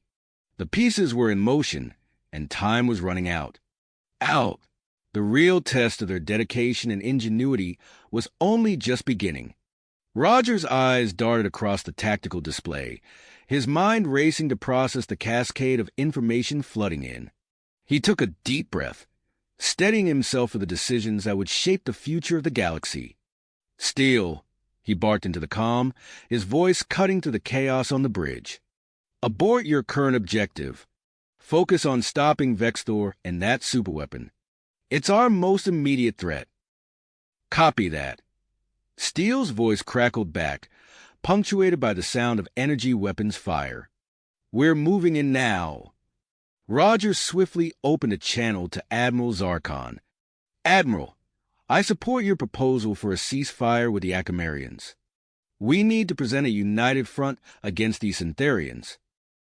"Understood, Coleman," Zarkon replied, his tone grim but determined. "I'll push forward with negotiations immediately."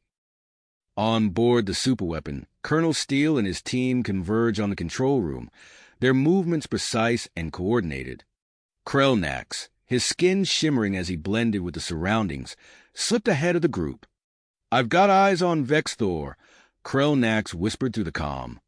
"He's surrounded by guards with advanced shielding tech." Steele nodded to his team. "Use Krelnax's camouflage to our advantage. Flank and neutralize." The team moved like shadows, exploiting Krelnax's invisible presence to outmaneuver Vexthor's guards.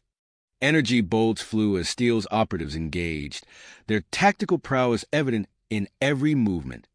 As the last guard fell, Steele found himself face-to-face with Dr. Vexthor. The Akamarian scientist sneered, activating his personal shield. "You're too late, human," he spat. Steele didn't waste breath on a response. He lunged forward, his Earth Special Forces training kicking in as he sought weaknesses in Vexthor's defenses. The two grappled, Steele's raw strength testing the limits of the Akamarians' shielding technology. Meanwhile, aboard the captured Akamarian warship, Mike Lewis and Kthara worked feverishly at their consoles. "We're interfacing with the superweapon systems now," Mike called out to Roger. "If we can redirect the energy buildup, we might be able to create that control wormhole." Kthara's tentacles flew across her specialized interface. "The calculations are incredibly complex. One mistake could be catastrophic." In the main battle, Admiral Sarah Lewis received Roger's orders to cease fire against the Akamarians. Her voice rang out across the fleet channels. "All Earth vessels, cease fire on Akamarian targets. Regroup and form a defensive perimeter alongside Council ships. Prepare to engage the Syntherian threat." The space around them shifted as ships maneuvered into new formations.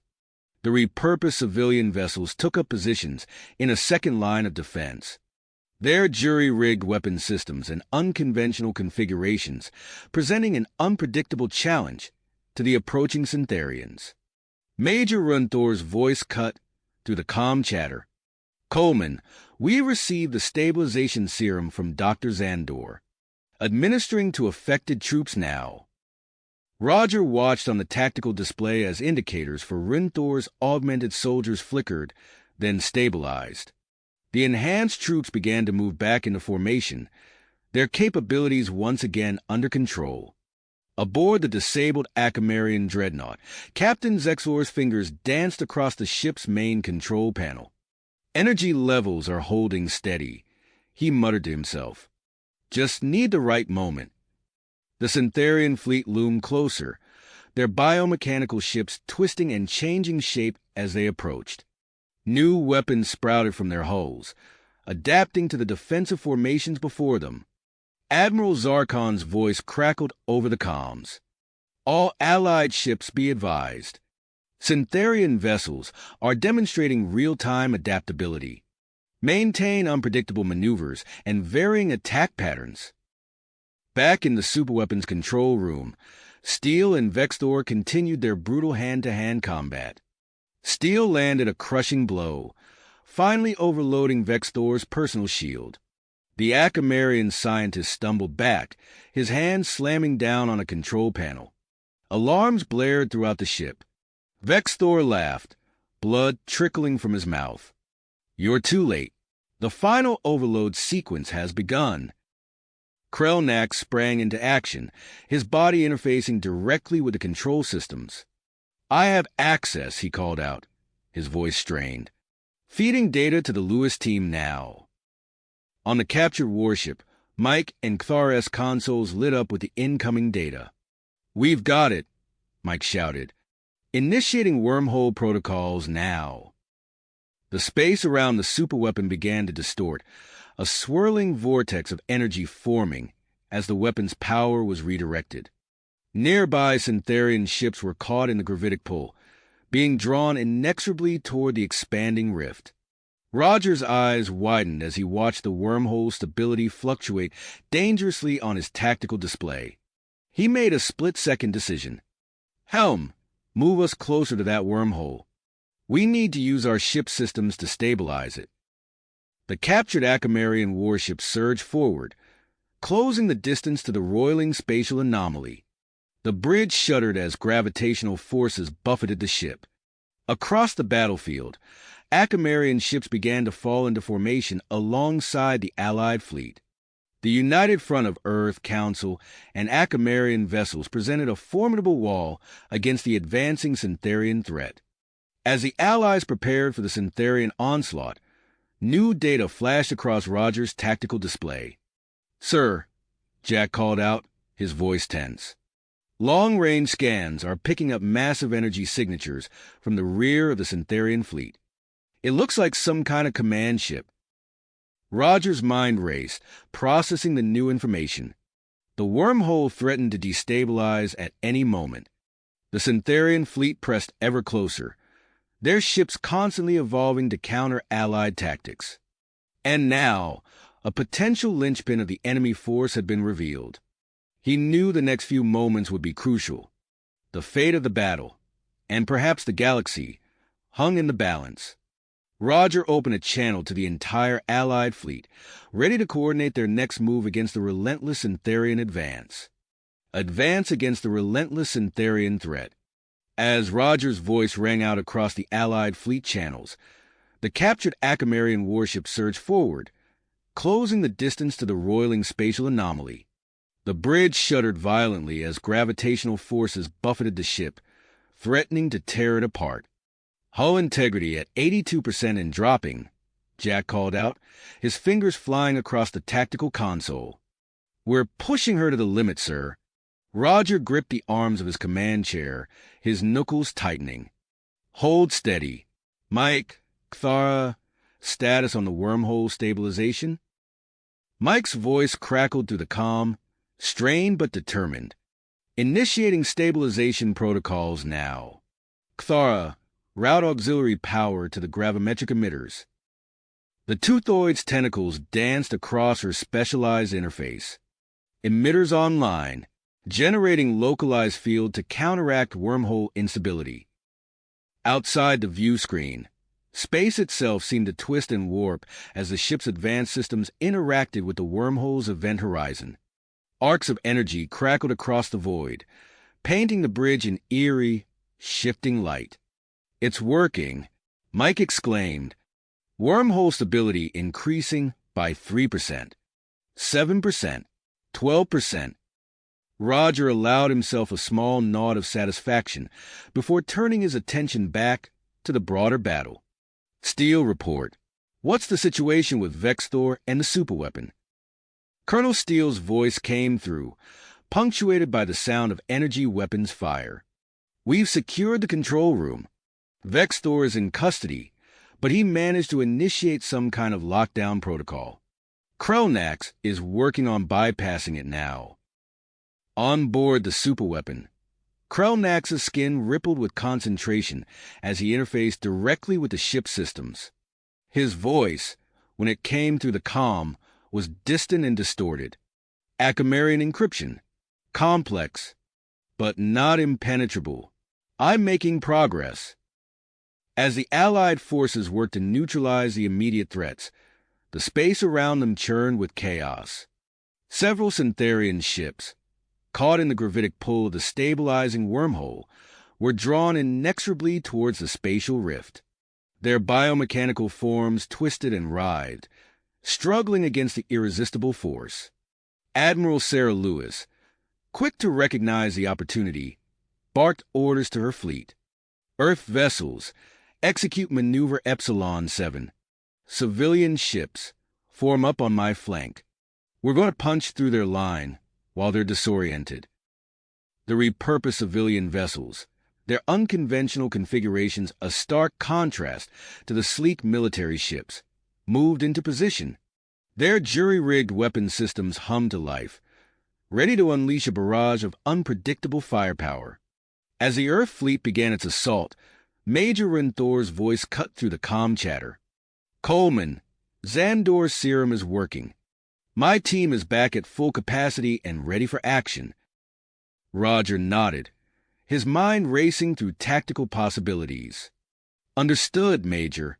Prepare your strike force for boarding actions. We need to disrupt the Syntherians from the inside." Renthor's acknowledgement was crisp and professional. "Copy that. We'll make those biomechanical monstrosities regret the day they picked a fight with augmented humans." The battle continued to evolve rapidly. Captain Zexlor, aboard the disabled Acamarian dreadnought, completed his final preparations. "Energy levels optimal," he muttered, his fingers dancing across the control panel. "Initiating targeted pulse." Now, a massive burst of energy erupted from the dreadnought, slicing through space to strike the leading edge of the Syntherian fleet. The effect was immediate and devastating. Syntherian ships reeled from the impact, their adaptive systems momentarily overwhelmed by the precise, concentrated attack. Admiral Zarkon's voice cut through the chaos, addressing the newly formed alliance. "Acamarian vessels, move to support Earth's flanking maneuver. Council ships, concentrate fire on these coordinates. We must press our advantage." As the Allied fleet surged forward, the Syntherian command ship loomed in the distance, its massive form dwarfing even the largest Council vessels. Admiral Zarkon's eyes narrowed as he studied the tactical display. "Commander Zarvex, your team is go for infiltration. May the stars guide your path." Aboard a sleek, stealthy craft, Commander Zarvex and his team of covert operatives prepared for their daring mission. "Acknowledged, Admiral," Zarvex replied, his voice steady despite the weight of responsibility. "We'll find that AI and shut it down or die trying." As the covert team began their approach, a new complication arose. The Syntherian ships, reeling from the combined assault, began to exhibit strange behavior. Their biomechanical forms started to shift and merge, smaller vessels combining to form larger, more formidable units. "Sir," Jack called out, his voice tinged with alarm, "the Syntherians are adapting again. Our tactical advantage is eroding fast." Roger's mind raced, analyzing the rapidly changing situation. The wormhole, now stabilized, could be the key to turning the tide. He opened a channel to Admiral Zarkon. "Admiral, I have a proposal. It's risky, but it might be our best shot at ending this quickly." As Roger began to outline his plan to use the wormhole as a weapon against the Syntherians, the newly formed megaships of the enemy fleet began to push back against the Allied lines.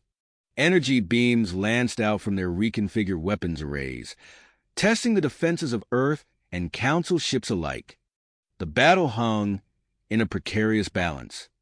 The Allied forces, their initial advantage fading, found themselves in a race against time. Every moment that passed allowed the Syntherians to further adapt and strengthen their position. The outcome of Commander Zarvex's infiltration mission, the success of Roger's wormhole strategy, and the ability of the Allied fleet to hold the line would all play crucial roles in determining the fate of the galactic realm. As Roger finished explaining his plan, a tense silence fell over the command channel. The enormity of the decision caused great concern on all involved.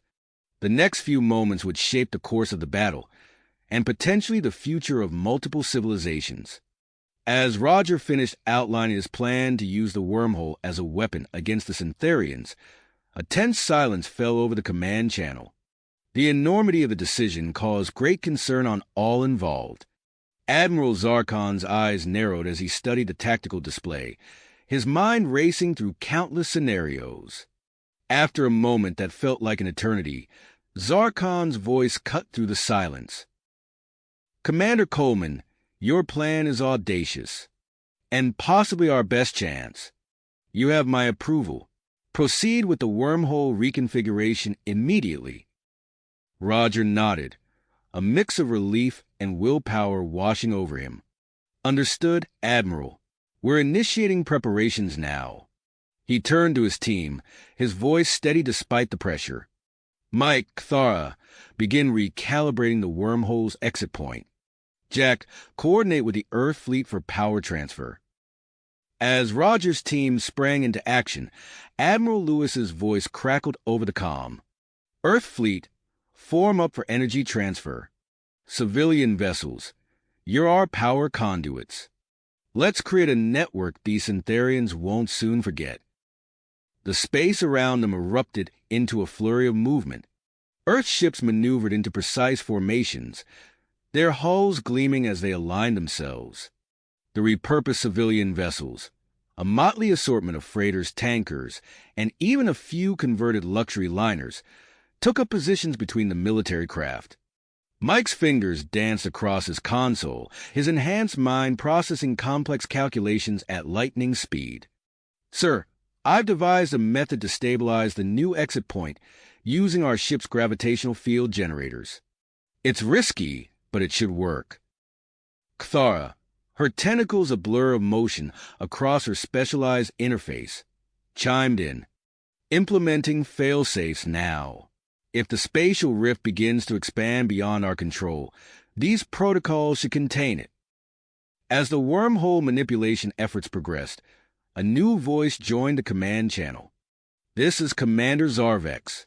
Infiltration team is go for launch. We're approaching the Syntherian command ship now." Roger watched on the tactical display as a small, sleek craft detached from the Allied fleet.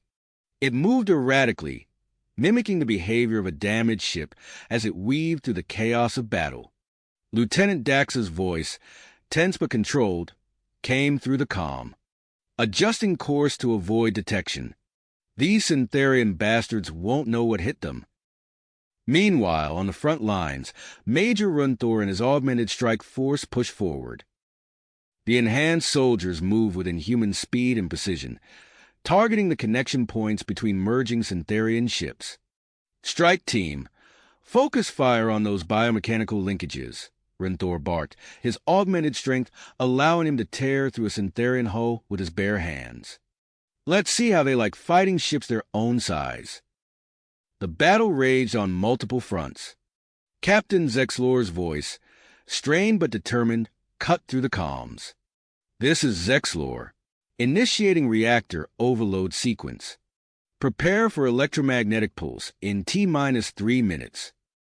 As if in response to the Allies' coordinated efforts, the Syntherian fleet launched a massive counteroffensive. The newly merged biomechanical ships, now resembling floating cities of twisted metal and pulsing organic matter, began to emit searing energy beams. "Evasive maneuvers," Admiral Lewis shouted as the beams tore through the Allied lines. Civilian ships maintained the power transfer at all costs. The repurposed civilian vessels performed a dizzying array of unconventional maneuvers. A converted luxury liner barrel rolled between two Earth destroyers, its jury-rigged weapon spitting fire at an approaching Syntherian ship. A massive tanker used its bulk to shield a group of smaller craft, its reinforced hull glowing red-hot from the energy assault. Aboard the captured Akamarian warship, alarms blared as the ship shuddered under the strain of manipulating the wormhole. Roger gripped his command chair, his knuckles tightening. "Status report. Wormhole stabilization at 67% and climbing," Mike called out, sweat beading on his forehead. but the power drain is immense. We're pushing the ship's systems to their limits. Kthara's voice was strained as she worked to maintain the failsafes. Spatial rift integrity holding, but barely. We need more power to complete the reconfiguration. As if in answer to their desperate need, a new fleet of ships dropped out of FDL on the edge of the battlefield. A gruff voice boomed across the command channel. "This is Admiral Krell of the Akamarian Reinforcement Fleet. We bring ships, soldiers, and information. Where do you need us?" Roger's eyes widened at this unexpected turn of events. He quickly opened a channel to Admiral Zarkon. "Sir, with Admiral Krell's arrival, we might have the extra power we need to stabilize the wormhole. But we'll need to act fast before the Syntherians can adapt to this new threat." As the Allies scrambled to integrate the Akamarian reinforcements into their battle plan, Commander Zarvex and his team penetrated the outer defenses of the Syntherian command ship. They found themselves in a nightmare landscape of shifting corridors and pulsing organic matter. "By the stars," Lieutenant Dax muttered, his hand tightening on his weapon. "It's like the ship knows we're here." Zarvex's eyes narrowed as he studied the ever-changing interior. "Stay alert, team. We adapt or we die. Now, let's find the AI and end this war." As the infiltration team pushed deeper into the heart of the enemy command ship, the battle outside reached a fever pitch. The fate of the galactic realm hung in the balance, with victory or defeat hinging on the success of these desperate, daring operations. Strategies. The Allied forces pressed forward with renewed drive. Roger Coleman's voice crackled over the comm system. "Wormhole reconfiguration at 95%. Prepare for final power surge." As if in response to this declaration, the Syntherian counteroffensive intensified. The massive biomechanical structures, now resembling floating cities of twisted metal and pulsing organic matter, unleashed a barrage of energy beams that tore through space. Admiral Lewis's voice cut through the chaos. "Earth Fleet, execute Maneuver Omega. Form a protective barrier around Coleman's warship. We need to buy them time." The Earth vessels responded with practiced precision, their sleek forms sliding into a defensive formation around Roger's captured Akamarian warship. Energy shields flickered and strained under the onslaught of Syntherian weaponry. Aboard Roger's ship, alarms blared as systems pushed beyond their limits. Mike's fingers danced across his console, his enhanced mind processing a torrent of data. "Sir, power transfer network is faltering. We're losing stability." Kthara's tentacles writhed in concentration as she worked to maintain the failsafes. Spatial rift integrity dropping. "We need more power." Roger gritted his teeth, his eyes fixed on the tactical display. "Divert all non-essential systems. We finish this now." As the Allied forces fought to maintain their position, Commander Zarvex and his infiltration team pushed deeper into the heart of the Syntherian command ship. The interior was a nightmarish landscape of undulating walls and pulsing conduits. Lieutenant Dax raised his hand, signaling the team to halt. "Movement ahead. It's not like anything we've seen before." The corridor before them seemed to come alive, tendrils of biomechanical matter reaching out like probing fingers. Zarvex's eyes narrowed as he assessed the situation. The ship's protecting itself, like an immune system. He tapped his wrist computer, activating a series of countermeasures. "Stealth fields to maximum. Move fast, and don't let those tendrils touch you." The infiltration team began to weave through the living defenses, their specialized equipment barely keeping them one step ahead of detection.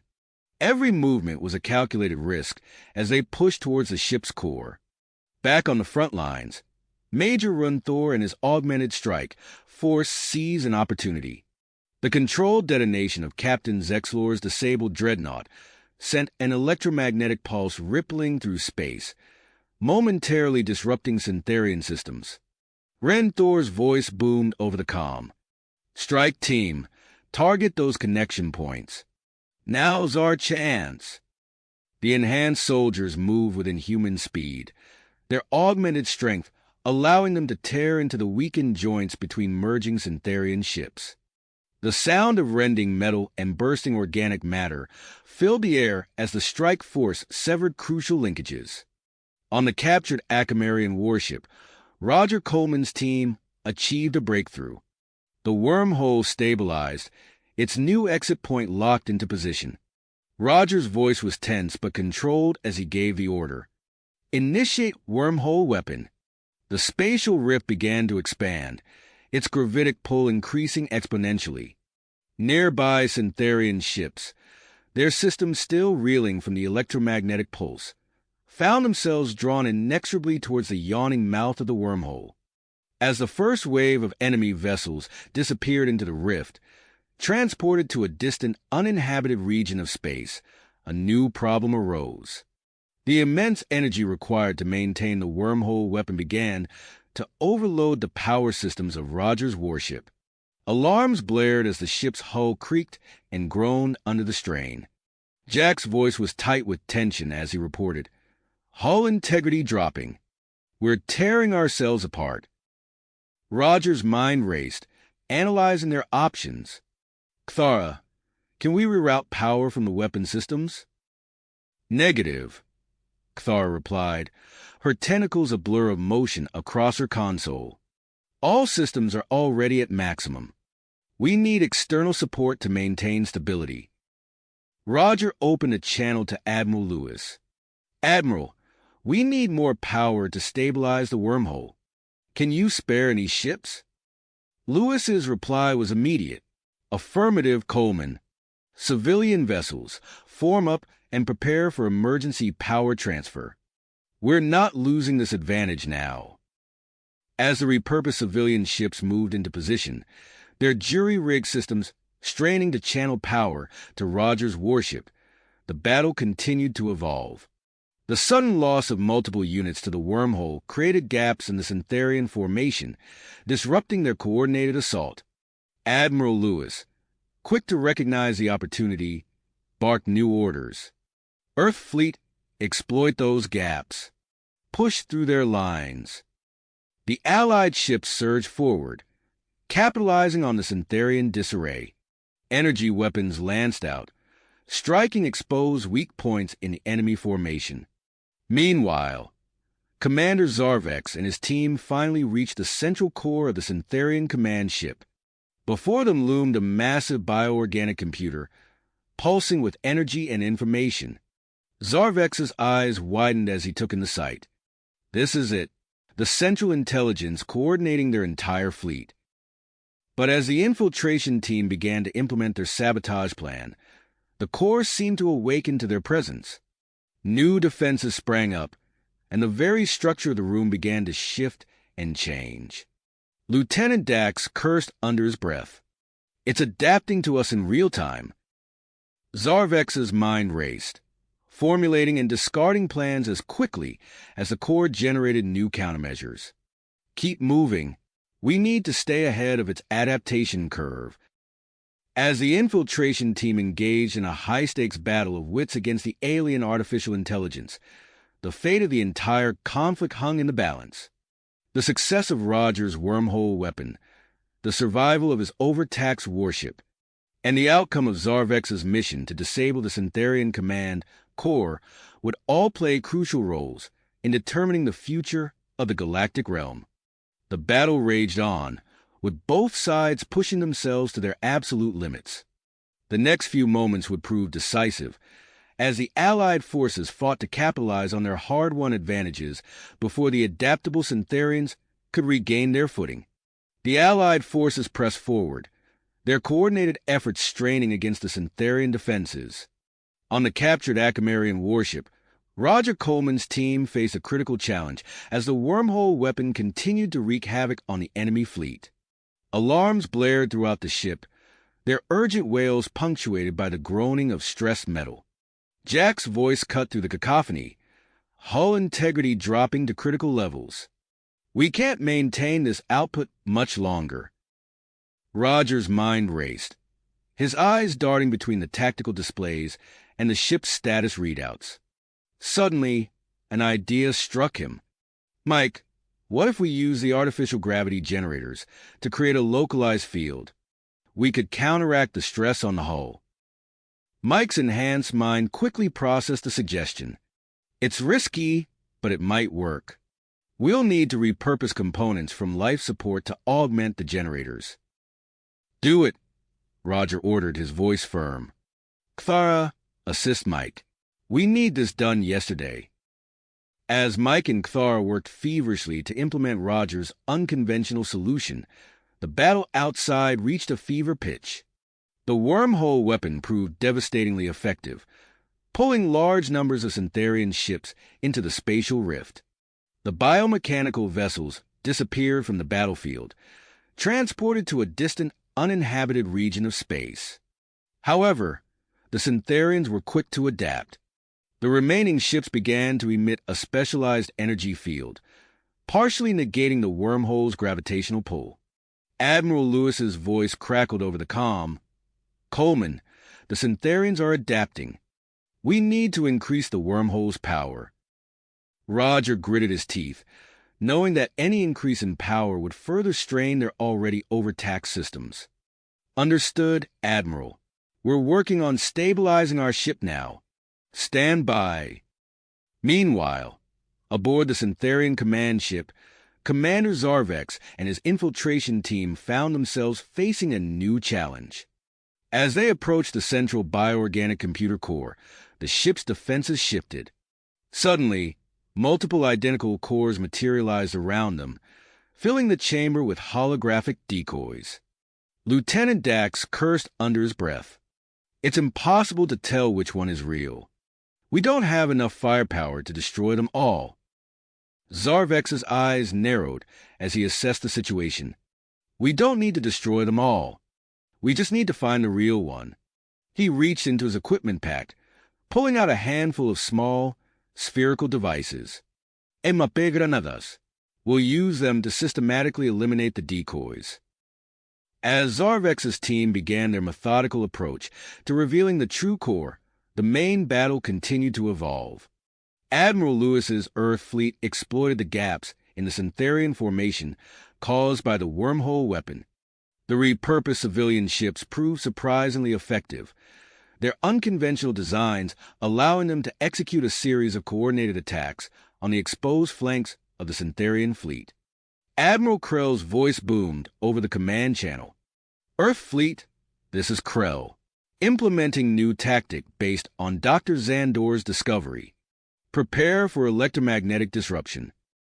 The Acamarian reinforcement fleet began to emit targeted electromagnetic frequencies, creating zones of disruption throughout the battlefield.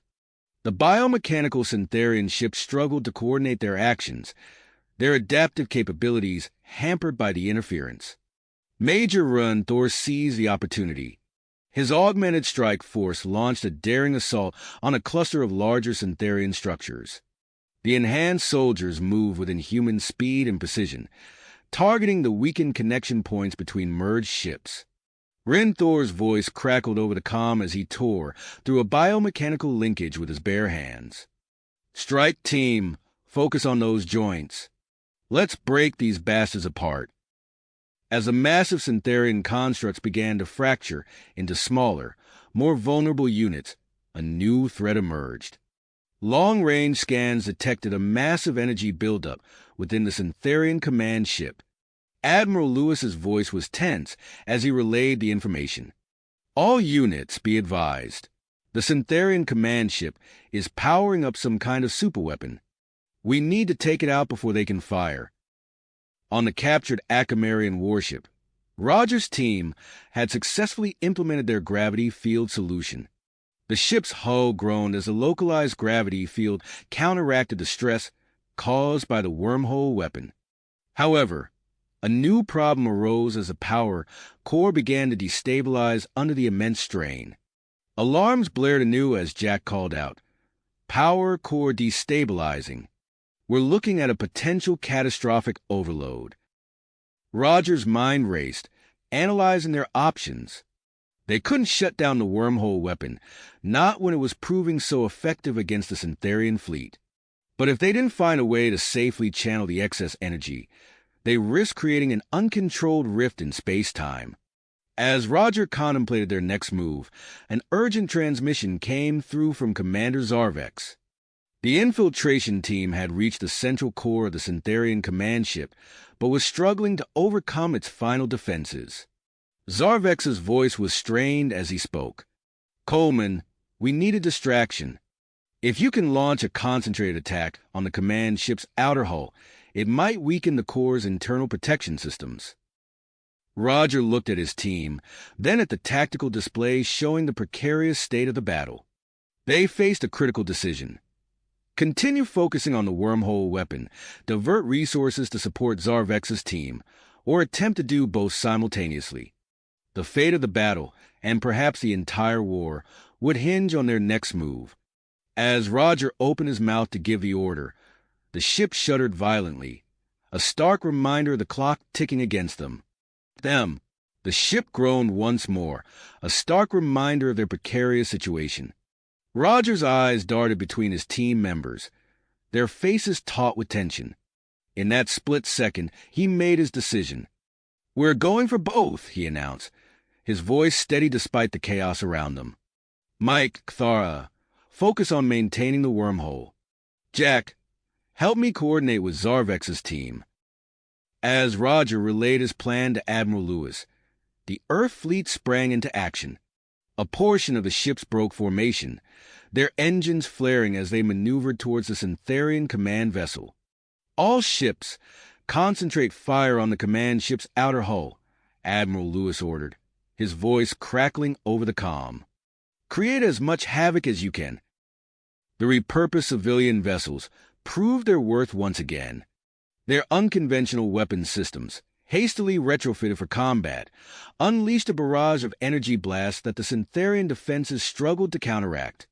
Explosions blossomed across the command ship's hull, creating localized breaches in its biomechanical structure.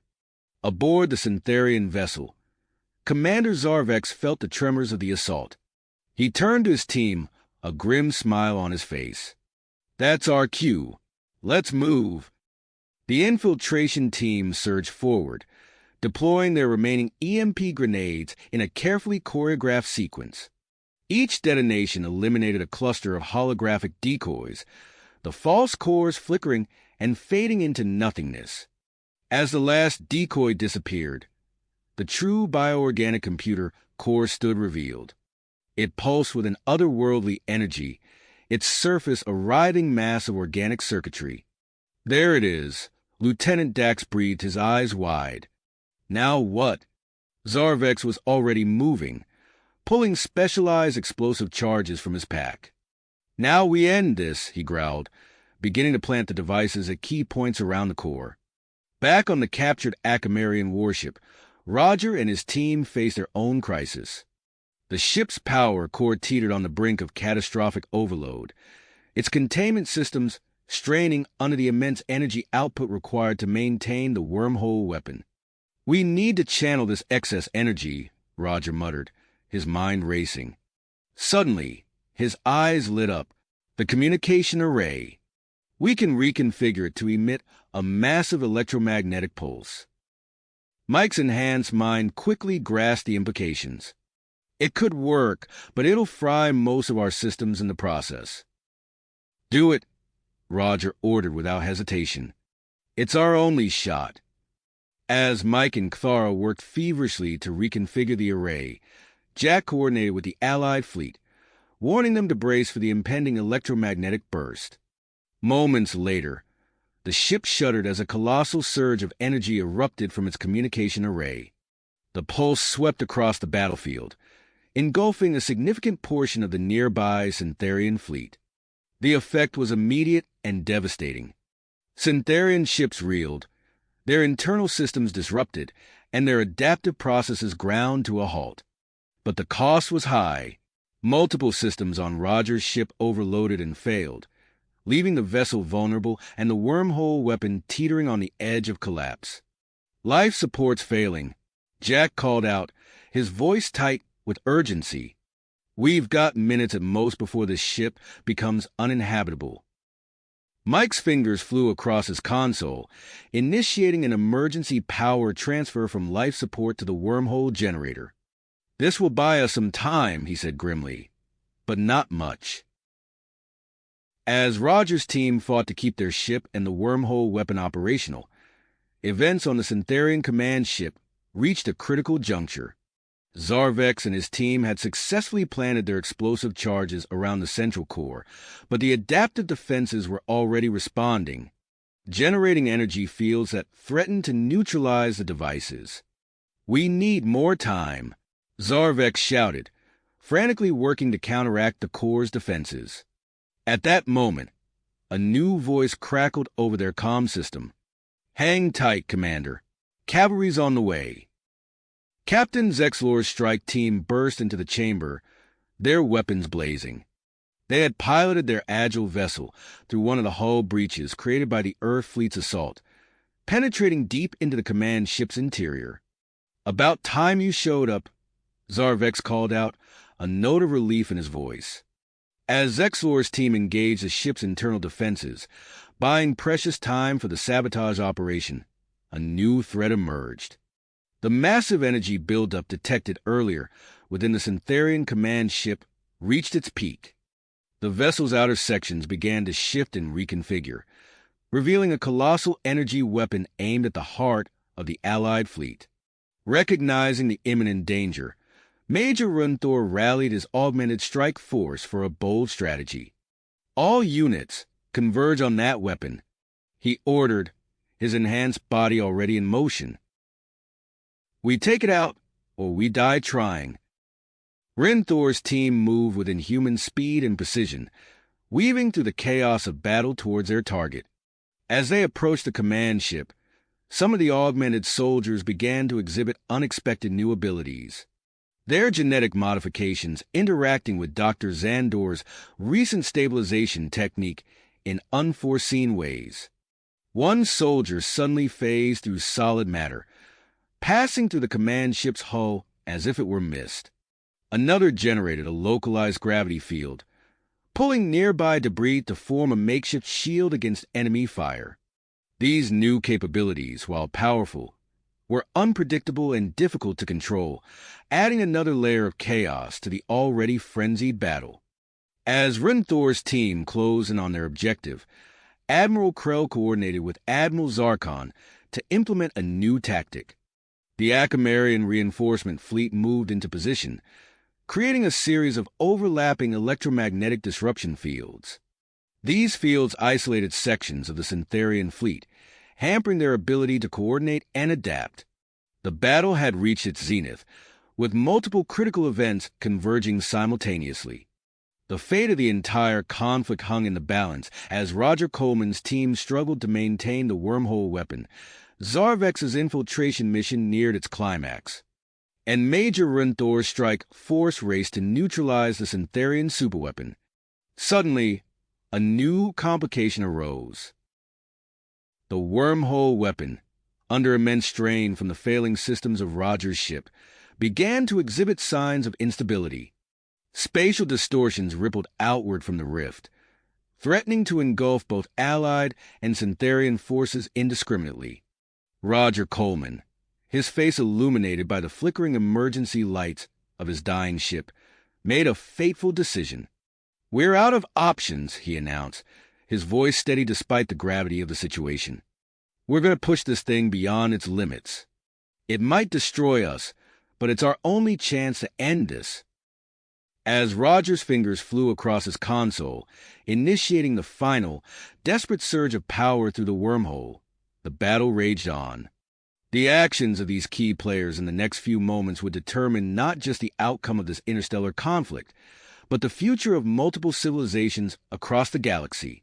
The ship's hull groaned one final time as Roger activated the sequence, pushing the wormhole weapon beyond its design limits. The effect was immediate and catastrophic. The wormhole expanded rapidly, its maw growing to encompass a significant portion of the battlefield. Nearby Syntherian ships, caught in its gravitational pull, were helplessly drawn into the rift. Their biomechanical forms distorted and stretched before vanishing into the swirling vortex of space-time. But the weapon's instability didn't stop there. Smaller spatial rifts began to form throughout the combat zone, tearing at the very fabric of reality. Ships on both sides found themselves navigating a treacherous maze of spatial distortions, narrowly avoiding being ripped apart by the conflicting gravitational forces. Admiral Lewis's voice cut through the chaos on the comms. "Coleman, your ship is breaking apart. All nearby vessels, initiate immediate evacuation of Roger's team." Lieutenant Sarah Rodriguez, captain of the Earth vessel Resolute, didn't hesitate. "This is Rodriguez. We're moving in for extraction." The Resolute surged forward, its engines straining against the turbulent space. As they approached Roger's disintegrating ship, Rodriguez barked orders to her crew. "Lock on with the tractor beam. Prepare for emergency transport." Roger and his team braced themselves as their ship shuddered violently around them. Through the view screen, they could see the Resolute closing in, a lifeline in the chaos. "Tractor beam engaged."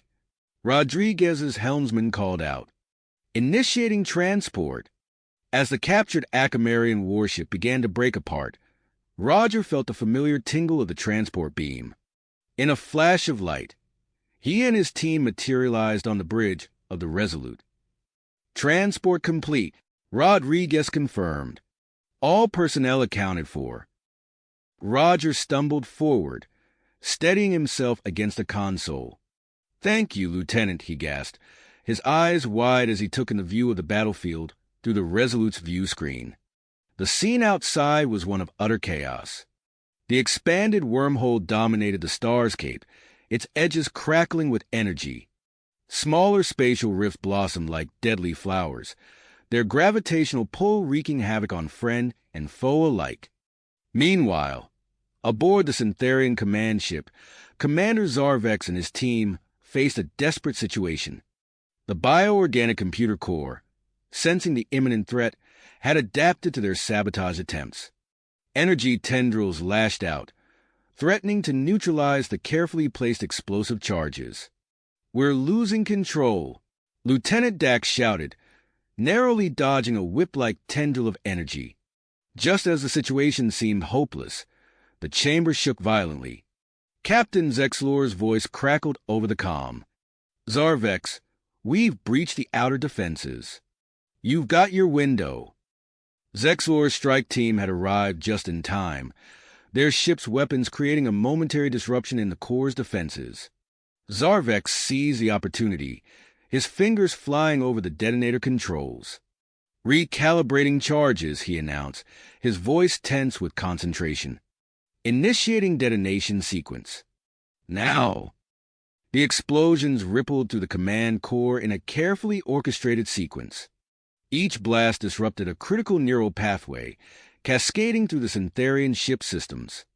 The massive energy weapon, poised to fire, suddenly powered down as its control systems failed. Throughout the battlefield, the effect was immediate. Syntherian ships began to lose cohesion, their adaptive abilities faltering without the guidance of the central command structure. The once coordinated Syntherian fleet devolved into chaos, individual ships acting on basic survival instincts rather than strategic directives. Admiral Krell, recognizing the opportunity, ordered his Acamarian ships forward. "All vessels, deploy the XAN pulse," he commanded, referring to the new weapon based on Dr. Zandor's research. Acamarian ships unleashed a barrage of targeted electromagnetic pulses. The energy waves washed over the Syntherian vessels, disrupting their biomechanical systems with devastating efficiency. Ships that had moments ago been formidable adversaries now drifted helplessly, their internal systems in disarray. As the tide of battle turned, a new crisis emerged. On Nexus Prime, Dr. Zandor's team detected alarming energy readings from the proliferating spatial rifts. "The rifts are merging," one of Xandor's assistants called out, her voice filled with urgency. If this continues, it could create a tear in space-time large enough to threaten the entire sector. Dr. Xandor's mind raced, analyzing the data streaming across his screens. "We need to close those rifts," he muttered, his fingers flying across his console. A concentrated burst of tachyon particles. Yes, that could work. He quickly composed a message to Admiral Zarkon, outlining his proposed solution. The response came swiftly. "This is Admiral Zarkon," the message read.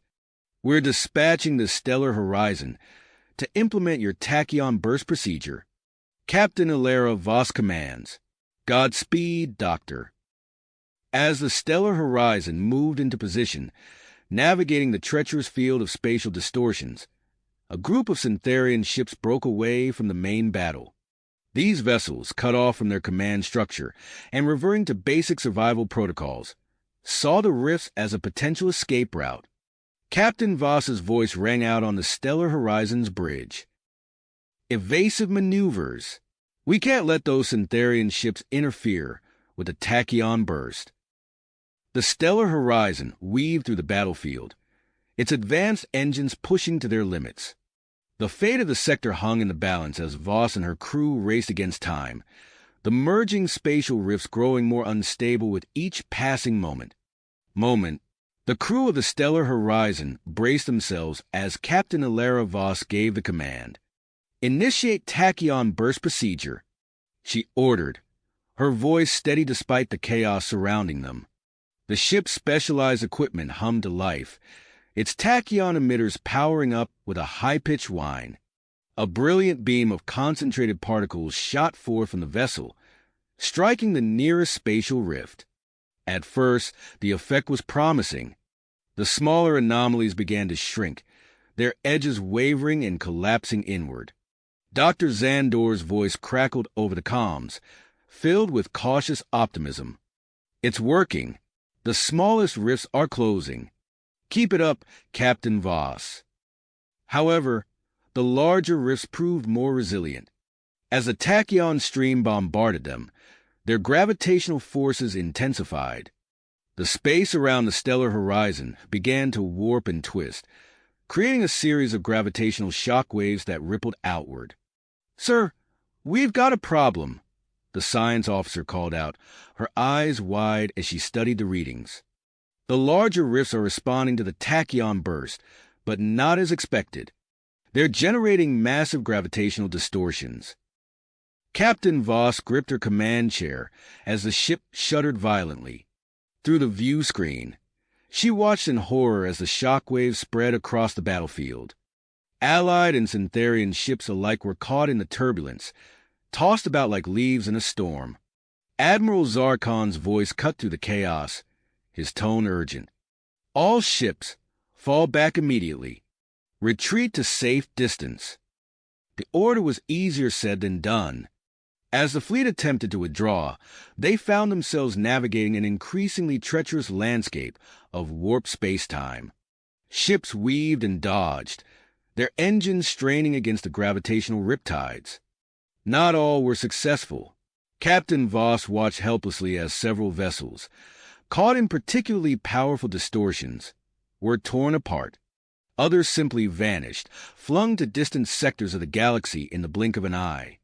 Meanwhile, on the unstable lunar surface, Roger Coleman and his team fought their own battle against time and nature. The moon's orbit, disrupted by the nearby spatial anomalies, had become erratic. Violent tremors shook the ground beneath their feet as they worked feverishly to repair their crash-landed ship. "We need to reroute power from life support to the shields." Roger shouted over the din of tearing metal and rumbling earth. "It's our only chance." As if to emphasize his point, a massive fissure opened up mere meters from their position. A plume of lunar dust and gas erupted skyward, creating an eerie, silent fountain in the airless environment. Aboard the disintegrating Syntherian command ship, Commander Zarvex and Captain Zexlor led their teams through a nightmare of collapsing corridors and chambers filling with corrosive biomechanical fluid. The destruction of the central core had triggered a cascade failure throughout the massive vessel. "This way," Zexlor called out, gesturing toward a maintenance shaft. "We can use the auxiliary systems to reach the escape pods." As they ran, entire sections of the ship broke away, drifting off into the chaotic space that surrounded them. The once mighty command vessel was now little more than a floating graveyard. Back on the stellar horizon, Captain Voss and her science team made a crucial discovery. One of the junior officers noticed a pattern in the data streaming across their screens. "Captain, look at this," she said, highlighting a section of the readout. "The tachyon bursts are creating momentary pockets of stability in the fabric of space-time." Voss leaned in, her eyes narrowing as she studied the information. "Can we use this?" The science officer nodded enthusiastically. "I believe so. If we recalibrate our equipment, we might be able to synchronize these stable pockets into a larger, cohesive zone." "Do it," Voss ordered without hesitation. As the Stellar Horizon's crew worked to implement this new approach, a corridor of relatively normal space began to form amidst the chaos. Admiral Lewis, quick to recognize the opportunity, immediately issued new orders to the Earth fleet. "All ships, form up on the Stellar Horizon." His voice rang out over the comms. "We're going to use this stable zone as an evacuation route. Priority to damaged vessels. Move!" The human ships sprang into action, forming a protective screen around the battered Allied vessels as they made for the stable corridor. It was a delicate operation, requiring precision flying to navigate the narrow zone of calm while fighting against the pull of the surrounding spatial distortions. As the evacuation proceeded, a new alert sounded on Nexus Prime. Dr. Zandor's team had detected an alarming development emerging from the largest spatial rift. The doctor's face paled as he interpreted the readings. "This can't be," he muttered, his fingers flying across the console to double-check the data. But there was no mistake. He opened a channel to Admiral Krell, his voice grim. "Admiral, we have a critical situation. Our sensors are detecting the formation of a massive gravitational singularity at the heart of the battlefield. In layman's terms, we're looking at the birth of a black hole." The implications were staggering. If left unchecked, this new threat could consume everything in its vicinity, including planets in nearby star systems. The fate of entire civilizations now hung in the balance as the Allied forces faced their darkest hour yet. The revelation of the forming black hole sent shockwaves through the Allied command. Admiral Krell's face hardened as he processed Dr. Zandor's dire report. With a grim nod, he opened a channel to the Akamarian fleet. "All ships, this is Admiral Krell. Initiate Protocol Omega. Form up around the singularity and prepare to engage electromagnetic pulse generators at maximum capacity." As the Akamarian vessels moved into position, their sleek hulls gleaming against the backdrop of swirling spatial distortions, Captain Alara Voss and her crew on the Stellar Horizon redoubled their efforts. The ship's engines strained as they maintained their position, pouring energy into the recalibrated tachyon emitters. "Status report," Voss demanded, her eyes fixed on the chaotic scene outside the view screen. The science officer's fingers flew across her console. "The stable corridor is holding, Captain. We've managed to expand it by another 12%, but the gravitational stresses are increasing exponentially." Voss nodded, her teeth clenched. "Keep pushing. We need to give the evacuation fleet every meter we can." On the lunar surface, Roger Coleman wiped sweat from his brow, the inside of his helmet becoming uncomfortably humid. The ground beneath his feet trembled continuously, a stark reminder of their precarious position. "Final power coupling in place," he announced to his team. "Initiating force field generator. Now!" A shimmering bubble of energy sprang to life around them, just as a massive fissure split the lunar crust mere meters away. The force field flickered and wavered under the strain but held. Roger allowed himself a moment of relief before turning to his comm unit. Coleman to Allied Command. We've established a localized force field, but we're running on borrowed time down here. Before he could receive a response, a flash of movement caught his eye. Through the distorted view of the force field, he saw several figures approaching at inhuman speed. As they drew closer, he recognized the augmented physique of Major Renthor's strike force. The Major's voice crackled over the comm. "Hold position, Coleman. We're here to reinforce your defenses." As Renthor's team spread out around the perimeter of the force field, their enhanced bodies seeming to pulse with terrifying energy, a new alert sounded across all Allied channels. Admiral Lewis's voice cut through the static. "All ships be advised. Long-range sensors have detected multiple wormhole signatures. The Syntherian fleet is returning. Prepare for imminent engagement." The battlefield, already a maelstrom of competing forces, erupted into a new level of chaos. Syntherian vessels began to emerge from miniature wormholes scattered across the sector, their biomechanical forms twisting and realigning as they materialized. Admiral Zarkon, his holographic image flickering on the bridges of Allied command ships, issued a bold order. "All ships equipped with advanced tractor beams form up. We're going to turn these spatial rifts against the Syntherians."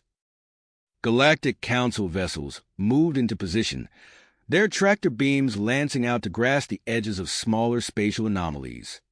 With precise calculations and skillful piloting, they began to redirect these rifts towards clusters of incoming Syntherian ships. The effect was immediate and devastating. Syntherian vessels caught in the path of these redirected rifts were torn apart, their adaptive hulls unable to compensate for the extreme gravitational forces. However, the tactic came at a cost. Each manipulation of the rift sent shockwaves through the local space-time fabric, further destabilizing the already tenuous situation. Aboard the Stellar Horizon, Captain Voss watched the unfolding battle with a mixture of awe and dread. Her ship shuddered as another gravitational wave washed over them. "Captain," her helmsman called out, "we've got incoming. Syntherian stragglers breaking through the Allied lines." Before Voss could respond, a new voice cut in over the comm. "This is Lieutenant Dax. My team is en route to assist. Hold your position. Stellar Horizon." True to his word, Dax's squad of augmented soldiers appeared moments later, launching themselves from a nearby Allied vessel. They landed on the hull of the Stellar Horizon with magnetic boots, immediately engaging the approaching Syntherian fighters. The space around the ship erupted in a display of superhuman combat.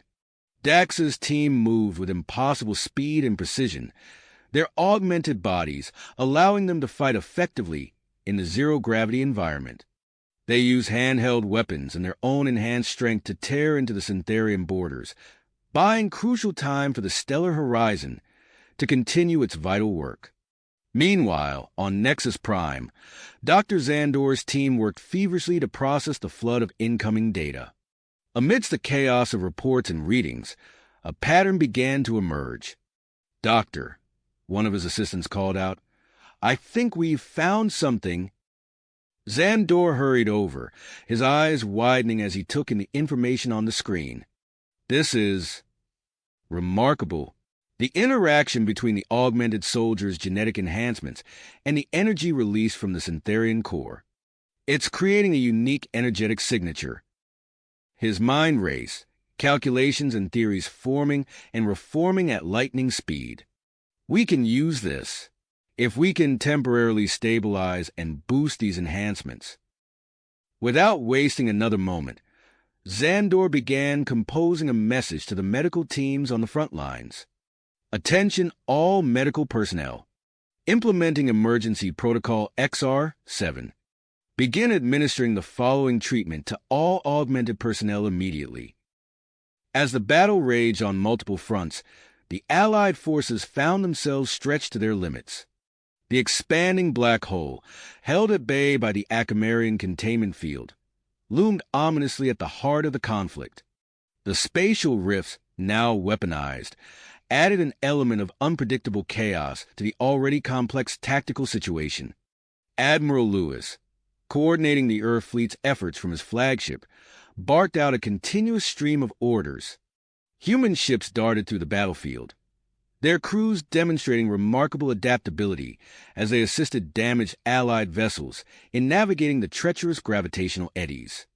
"Concentrate fire on those Syntherian heavy cruisers," Lewis commanded. "We need to keep them away from the evacuation corridor at all costs." As if in response to his words, a nearby Earth destroyer took a direct hit from a Syntherian energy weapon. The ship's hull buckled, atmosphere venting from multiple breaches. "Sir," Lewis's tactical officer reported, "the Dauntless has sustained critical damage. They're losing life support." Lewis's expression hardened. "Signal the Intrepid. Have them move in for emergency evacuation procedures." The Intrepid, a versatile Earth frigate, maneuvered alongside the stricken Dauntless. Crew members in EVA suits launched themselves across the void between the ships, carrying out daring mid-space rescues as the battle raged around them. Back on the unstable lunar surface, Roger Coleman and his team, now reinforced by Major Renthor's augmented soldiers, faced a rapidly deteriorating situation. The moon's orbit continued to decay, dragging them inexorably closer to the contained black hole. Roger's mind raced, searching for a solution. His eyes fell on the force field generator, and a desperate plan began to form. "Listen up," he addressed his team and the augmented soldiers. "We're going to use what's left of our power to create a controlled implosion. If my calculations are correct, it should launch us away from the black hole's pull and towards the stable corridor." Major Renthor, his enhanced physique tense for action, nodded in agreement. "It's risky, but it's our best shot. What do you need us to do?" As Roger began outlining his plan, a new crisis erupted at the heart of the battlefield. The containment field generated by the Akamarian fleet began to falter under the immense gravitational stress. Several Akamarian ships, their hulls groaning under forces they were never designed to withstand, were torn apart in brilliant flashes of light and debris. Admiral Krell, watching from his flagship as his fleet was slowly decimated, made a fateful decision. His voice, calm despite the circumstances, echoed across the Akamarian command channel. "All remaining ships," this is Admiral Krell, "prepare for synchronized overload of electromagnetic pulse generators. We're going to collapse this black hole or die trying." As the Allied forces prepared for this risky move, the battlefield continued to evolve. The returning Syntherian fleet pressed their attack, forcing the Allies to fight a war on multiple fronts. The spatial rifts, manipulated by Galactic Council ships, became double-edged swords, as unpredictable as they were powerful. In this crucible of competing forces, the expanding black hole, proliferating spatial rifts, and the relentless Syntherian assault, the fate of multiple star systems hung in the balance. The actions of every ship, every soldier, every scientist in the next crucial moments would determine not just the outcome of this battle, but the future of interstellar civilization itself. The battlefield hung in a precarious balance as Admiral Krell's voice echoed across the Akamarian command channel.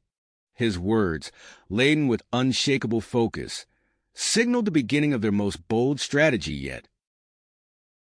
"All remaining ships, prepare for synchronized overload of electromagnetic pulse generators. We're going to collapse this black hole or die trying." Akamarian vessels, their hulls already groaning under immense gravitational stress, moved into position. The air on their bridges was thick with tension as crews worked feverishly to align their electromagnetic pulse generators. Captain Alara Voss watched from the bridge of the stellar horizon as the Akamarian fleet formed a tight formation around the contained black hole. Her fingers tightened on the armrests of her command chair. "All hands, brace for impact," she ordered, her voice steady despite the chaos unfolding around them. The Akamarian ships glowed with building energy, their hulls crackling with arcs of electricity. In a blinding flash, they released their synchronized pulse. The shockwave tore through space, colliding with the expanding black hole in a spectacular display of light and energy. For a moment, it seemed as if the universe itself held its breath. Then, despite the challenges, the black hole began to contract. Voss leaned forward, her eyes widening. "This is our chance," she muttered, then raised her voice. "Helm, take us in closer." Prepare to emit a concentrated tachyon burst directly into the singularity. The stellar horizon surged forward, maneuvering through the debris-filled space. As they closed in on the contracting black hole, Voss gave the order. "Now!" A brilliant beam of tachyons erupted from the ship's emitters, piercing the heart of the singularity.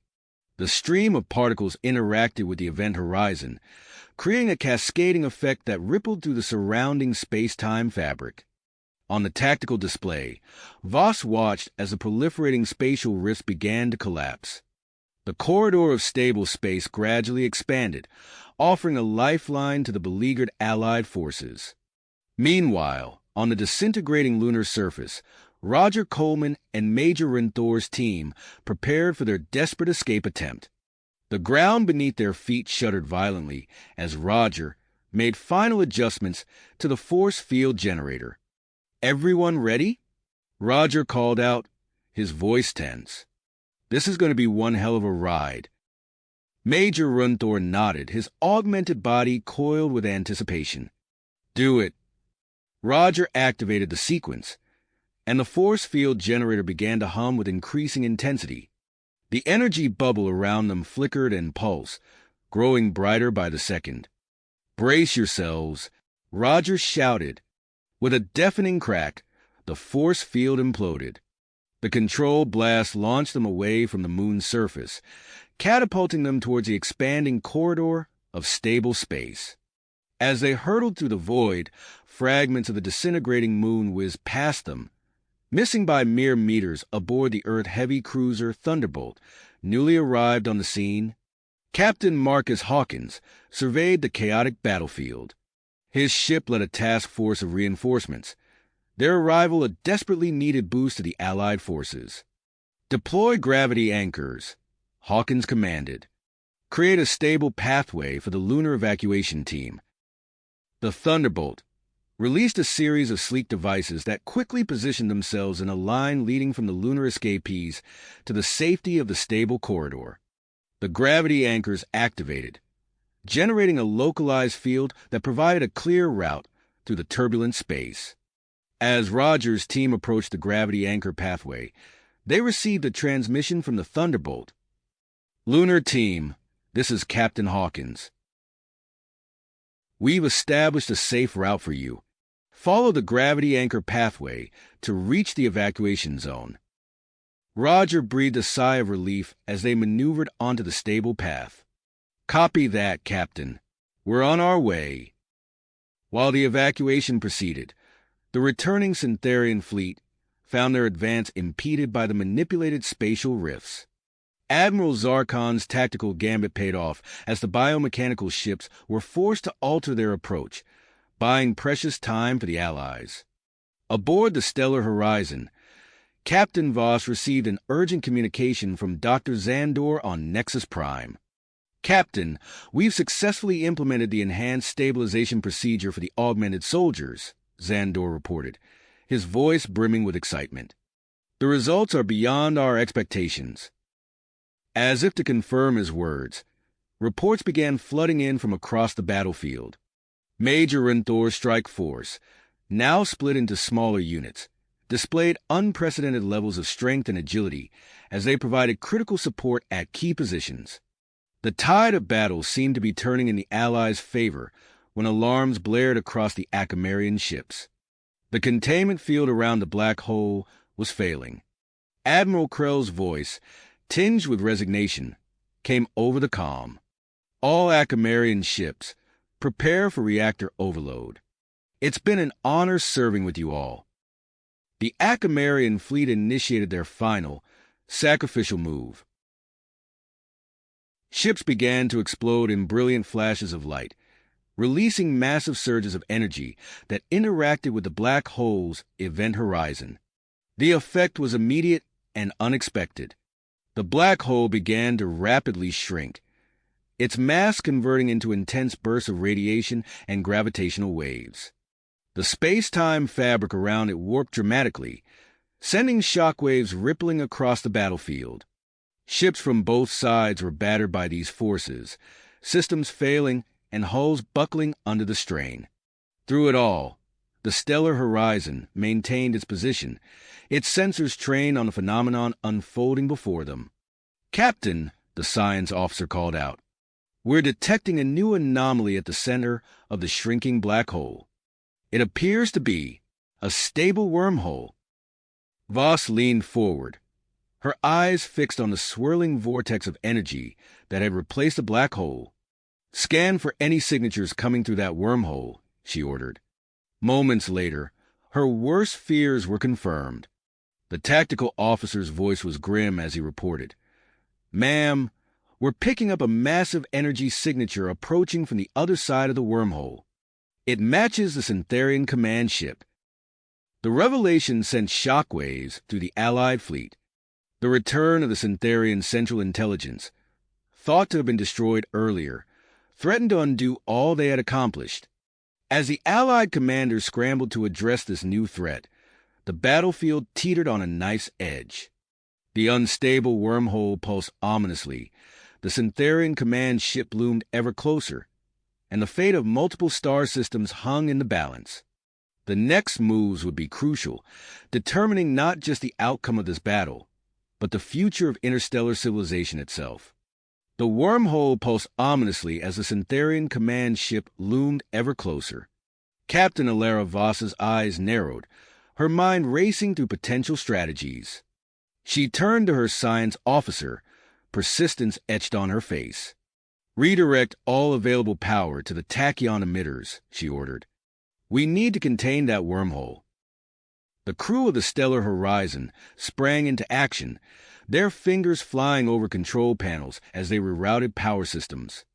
The ship hummed with increasing energy as the tachyon emitters came online, projecting a shimmering field around the wormhole's event horizon. "Containment field established, Captain," the science officer reported. "But our power systems are under significant strain. We'll need to initiate emergency protocols to maintain it." Voss nodded grimly. "Do it. We can't let that wormhole destabilize." As the stellar horizon grappled with the anomaly, Admiral Lewis's voice crackled over the comm system.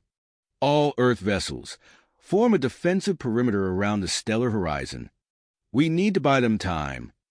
The Earth fleet moved with practiced precision, creating a buffer zone around the scientific vessel. Repurposed civilian ships, their unconventional designs proving surprisingly effective in combat, took up key positions within the formation. Meanwhile, aboard the Thunderbolt, Roger Coleman and Major Rinthor's team had just completed docking procedures.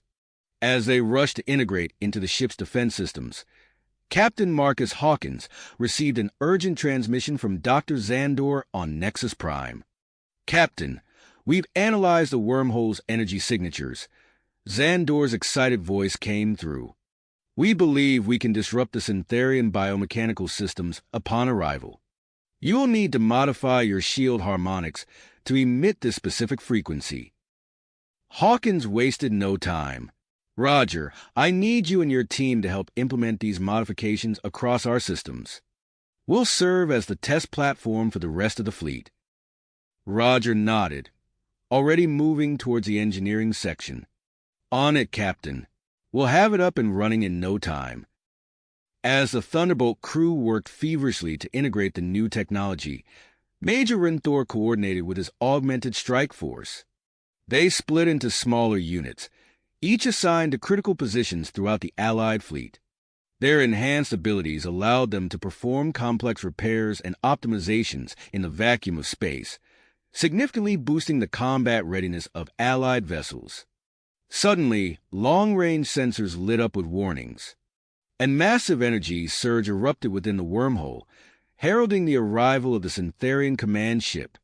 As it emerged, gasps of shock echoed across the Allied fleet. The vessel's biomechanical structure had undergone a startling transformation, its hull now shifting and warping in defiance of normal physics. All ships engage. Admiral Lewis's command rang out. The Allied fleet unleashed a devastating barrage, their weapons enhanced by the disruptive frequency. Initial strikes tore into the Syntherian vessel, causing sections to destabilize and lose cohesion. But the enemy ship's response was swift and alarming.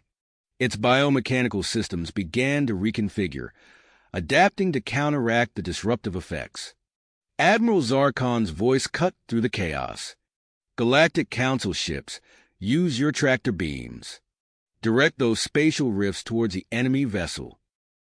Several sleek Galactic Council ships maneuvered into position, their advanced tractor beam technology manipulating the remaining spatial rifts. The anomalies swirled around the Syntherian command ship, creating a maelstrom of chaotic energy that forced the enemy vessel to constantly adjust its defenses. Aboard the Thunderbolt, Roger Coleman's mind raced as he observed the battle unfolding. An idea began to form, drawing on his experience with the wormhole weapon. He turned to Captain Hawkins, his eyes alight with possibility. "Captain, I have a plan," Roger said urgently. "We can use the Thunderbolt's enhanced systems to create a localized spatial distortion within the Syntherian ship. It could disrupt their internal structure, give us an opening to exploit." Hawkins considered for a moment, then nodded. "It's risky, but it might be our best shot. I'll run it by Admiral Lewis." After a brief consultation, the plan was approved. The Thunderbolt began to maneuver into position, its crew working at a frenzied pace to reconfigure systems for this unconventional attack. Major Runthor and a team of augmented soldiers prepared for a potential boarding action, ready to exploit any vulnerabilities created by the spatial distortion. As the Thunderbolt closed in on its target position, the Syntherian command ship launched a counteroffensive. Swarms of smaller biomechanical units detached from the main vessel, forming a defensive screen. These units displayed an unnerving ability to rapidly change shape and function, presenting an ever-evolving threat to the Allied ships. The battle reached a fever pitch. Allied ships struggled to maintain formation while fending off the adaptive Syntherian units. The stellar horizon strained to contain the wormhole, its systems pushed to the breaking point. And the Thunderbolt pressed forward with its high-risk plan, aiming to create a spatial distortion within the heart of the enemy command ship. Roger Coleman stood at his station on the Thunderbolt's bridge, his hands flying over the controls as he made final adjustments to the spatial distortion device. He looked up at Captain Hawkins, tension evident in his voice. "We're ready. Sir, on your command." Hawkins nodded, his eyes fixed on the looming form of the Syntherian command ship. "All hands, brace for impact. Initiate spatial distortion. Now." A beam of concentrated energy lanced out from the Thunderbolt, striking the Syntherian vessel. For a moment, nothing seemed to happen. Then, with a silent flash, a ripple of distorted space-time spread across the enemy ship's hull. The effect was immediate and dramatic. Sections of the Syntherian command ship began to twist and warp, its biomechanical structure struggling to maintain cohesion. Gaps appeared in its defensive screen as the smaller units faltered, their connection to the main intelligence disrupted. Major Runthor's voice crackled over the comm. "We've got our opening. Boarding team, prepare for immediate deployment." As the augmented soldiers readied themselves for their daring assault, the Allied fleet pressed its advantage. Ships closed in, concentrating their fire on the weakened sections of the Syntherian vessel. The battle hung in the balance, with the next few moments promising to shape the course of the entire conflict. The Thunderbolt surged forward, its engines straining as Captain Marcus Hawkins guided the ship into position. Roger Coleman's fingers danced across the control panel, fine-tuning the spatial distortion device. The air on the bridge crackled with tension as crew members braced themselves for what was to come. "All systems primed and ready, Captain," Roger reported, his voice steady despite the pressure. Captain Hawkins nodded, his eyes fixed on the looming form of the Syntherian command ship. "Initiate spatial distortion. Now!" A beam of concentrated energy erupted from the Thunderbolt, striking the massive biomechanical vessel. For a heartbeat, nothing seemed to happen. Then, with a silent flash, ripples of distorted space-time spread across the enemy ship's hull like waves on a pond. The effect was immediate and dramatic. Sections of the Syntherian command ship began to twist and warp, its structure struggling to maintain cohesion. Gaps appeared in its defensive screen as smaller units faltered, their connection to the main intelligence disrupted. In the Thunderbolt's launch bay, Major Runthor and his team of augmented soldiers made final preparations.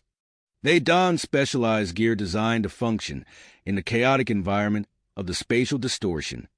As the bay doors slid open, exposing them to the vacuum of space, Runthor's voice crackled over the comm.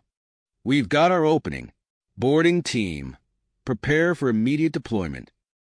Just as the team was about to launch, the Syntherian command ship retaliated with unexpected ferocity. A concentrated energy beam lanced out, targeting the Thunderbolt's primary systems. The ship rocked violently as the beam struck its port side. "Evasive maneuvers," Captain Hawkins shouted, his hands clutching the chairs of his chair. The Thunderbolt lurched, trying to avoid the worst of the attack, but the damage was already done. Alarms blared as emergency containment fields activated, preventing catastrophic hull breaches. Despite the damage, Hawkins kept the ship in position. "Maintain the spatial distortion," he ordered, his voice firm amidst the chaos. "We can't let up now."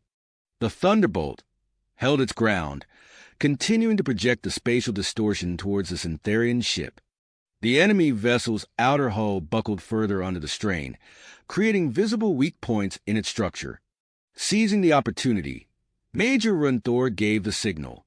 "Team, deploy now." With practiced precision, the augmented soldiers launched themselves towards the Syntherian command ship, propelled by specialized units that cut through the vacuum of space.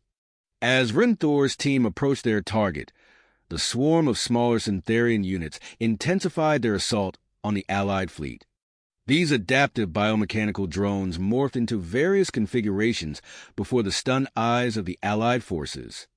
Some transformed into makeshift energy weapons, while others formed shield-like structures to protect the command ship's vulnerable areas. Admiral Lewis's voice cut through the comm channels. "Earth Fleet, provide close support for Major Runthor's team. Clear them a path." Several Earth ships broke formation, their weapon systems lighting up as they fired precise volleys to clear a corridor through the swarm of Syntherian drones. The maneuver left gaps in the Allied defensive perimeter, forcing the remaining ships to adjust their positions hastily. Meanwhile, aboard the Stellar Horizon, Captain Alara Voss faced a critical decision. The strain on the ship's systems had reached a breaking point as they struggled to contain the wormhole. Voss's eyes darted between the status readouts, her mind racing through potential solutions. "Divert power from life support and non-essential systems," she ordered, her voice tight. "We need to maintain that containment field at all costs." As the order was carried out, the ship's interior temperature began to plummet. Crew members shivered, their breath visible in the rapidly cooling air. Emergency oxygen reserves kicked in as life support systems were pushed to their limits. Back at the Syntherian command ship, Major Runthor's team encountered an unexpected challenge. As they reached the vessel's hull, they found it shifting and reforming around them, a result of the spatial distortion's effects. The biomechanical structure seemed alive, actively trying to repel the intruders. "Push through," Runthor commanded, using his enhanced strength to force his way past a section of undulating metal. His team followed, their augmented abilities allowing them to navigate the constantly changing maze of structures. Aboard the Thunderbolt, Roger Coleman worked feverishly at his console, analyzing data from the spatial distortion effect. His eyes widened as he noticed a pattern in the readings. "Captain," he called out, "I've identified a resonance frequency that seems to have a more pronounced effect on their internal systems." Captain Hawkins didn't hesitate. "Implement it immediately." As Roger made the adjustments, the effect on the Syntherian ship was dramatic. Visible shockwaves rippled through the enemy vessel, causing even greater disruption to its systems. Just as it seemed the tide might be turning, a new threat emerged. The wormhole contained by the stellar horizon began to fluctuate wildly. Long-range scanners lit up with warnings as massive energy signatures were detected approaching through the spatial anomaly. Admiral Zarkon's voice, tinged with urgency, came over the comm channels. "Galactic Council ships, reposition immediately. Use tractor beams to manipulate the remaining spatial rifts. We need to create a barrier between the wormhole exit and our forces." The sleek Galactic Council ships moved with practiced efficiency, their advanced tractor beam technology reaching out to grasp the chaotic energies of the spatial rifts. As they worked to form a barrier of unstable space-time, the Allied commanders knew they were in a race against time. Suddenly, a massive ship emerged from faster-than-light travel at the edge of the battlefield. Initial scans identified it as Akamarian, but its design was unlike anything previously encountered. The vessel dwarfed even the largest ships in the Allied fleet, its hull gleaming with an otherworldly energy. A transmission cut through the comm channels, and a face appeared on screens across the Allied fleet. The speaker bore a striking resemblance to the late Admiral Krell, but his features were harder, more angular. "I am Commander Vexthar," he announced, his voice carrying an edge of grit. "I bring you the Nova Forge, an experimental Akamarian superweapon. We are here to assist in defeating the Syntherian threat." The unexpected arrival of this new player sent shockwaves through the Allied command. As they grappled with the decision of whether to trust this new arrival, the battle raged on. Major Runthor and his team continued their perilous journey into the heart of the Syntherian command ship, while the Allied fleet struggled to hold its position against the relentless waves of adaptive enemies. With Syntherian reinforcements poised to emerge from the wormhole at any moment, and the enigmatic Nova Forge hovering at the edge of the battlefield, the conflict teetered on a knife's edge. The actions of the next few moments would determine not just the outcome of this battle, but potentially the fate of multiple star systems. The arrival of the massive Akamarian vessel sent ripples of uncertainty through the Allied fleet. As the imposing Nova Forge moved into position, Admiral Lewis's fingers tightened on the arms of his command chair. After a brief, tense exchange with Admiral Zarkon, he made his decision. "Commander Vexthar," Lewis said, his voice steady despite the chaos around him, "we accept your assistance. But be aware, we'll be watching you closely." Vexthar's angular face betrayed no emotion as he nodded. "Understood, Admiral. Initiating primary weapon system now." The Nova Forge hummed to life, its hull pulsing with energy. A brilliant beam shot forth, enveloping the fluctuating wormhole in a stabilizing field. On the bridge of the stellar horizon, Captain Alara Voss felt the strain on her ship ease almost immediately. "Life support systems coming back online," her second-in-command reported. "Critical operations stabilizing." Voss allowed herself a moment of relief before refocusing on the battle at hand. "Maintain vigilance on that wormhole. We're not out of this yet." With the immediate threat of wormhole destabilization addressed, the Allied forces turned their attention back to the Syntherian command ship. Inside its twisting corridors, Major Runthor and his team pushed forward, their augmented bodies straining against the ship's internal defenses. "Watch your six," Runthor shouted as a swarm of nanomachines coalesced behind them, forming razor-sharp tendrils that lashed out at the soldiers. Private Kira, the team's tech specialist, deployed a localized EMP burst, temporarily disrupting the swarm. "That "Won't hold them for long, Major," she panted. Rinthor nodded grimly. "Then we move faster. The core can't be far now." Outside, the Thunderbolt maintained its relentless assault despite its battle damage. On the bridge, Roger Coleman's fingers flew over his console as he fine-tuned the spatial distortion technique. "Captain," he called out, excitement breaking through his professional demeanor. "I think I've got it." Captain Hawkins leaned forward, his eyes fixed on the main view screen. "Show me." The effect was immediate and dramatic. Large sections of the Syntherian ship's outer hull began to fragment and peel away like petals from a dying flower. Vital internal structures were exposed, vulnerable to attack. Hawkins didn't hesitate. "All Earth vessels, this is Captain Hawkins. Concentrate fire on the exposed sections. Coordinates are being transmitted now."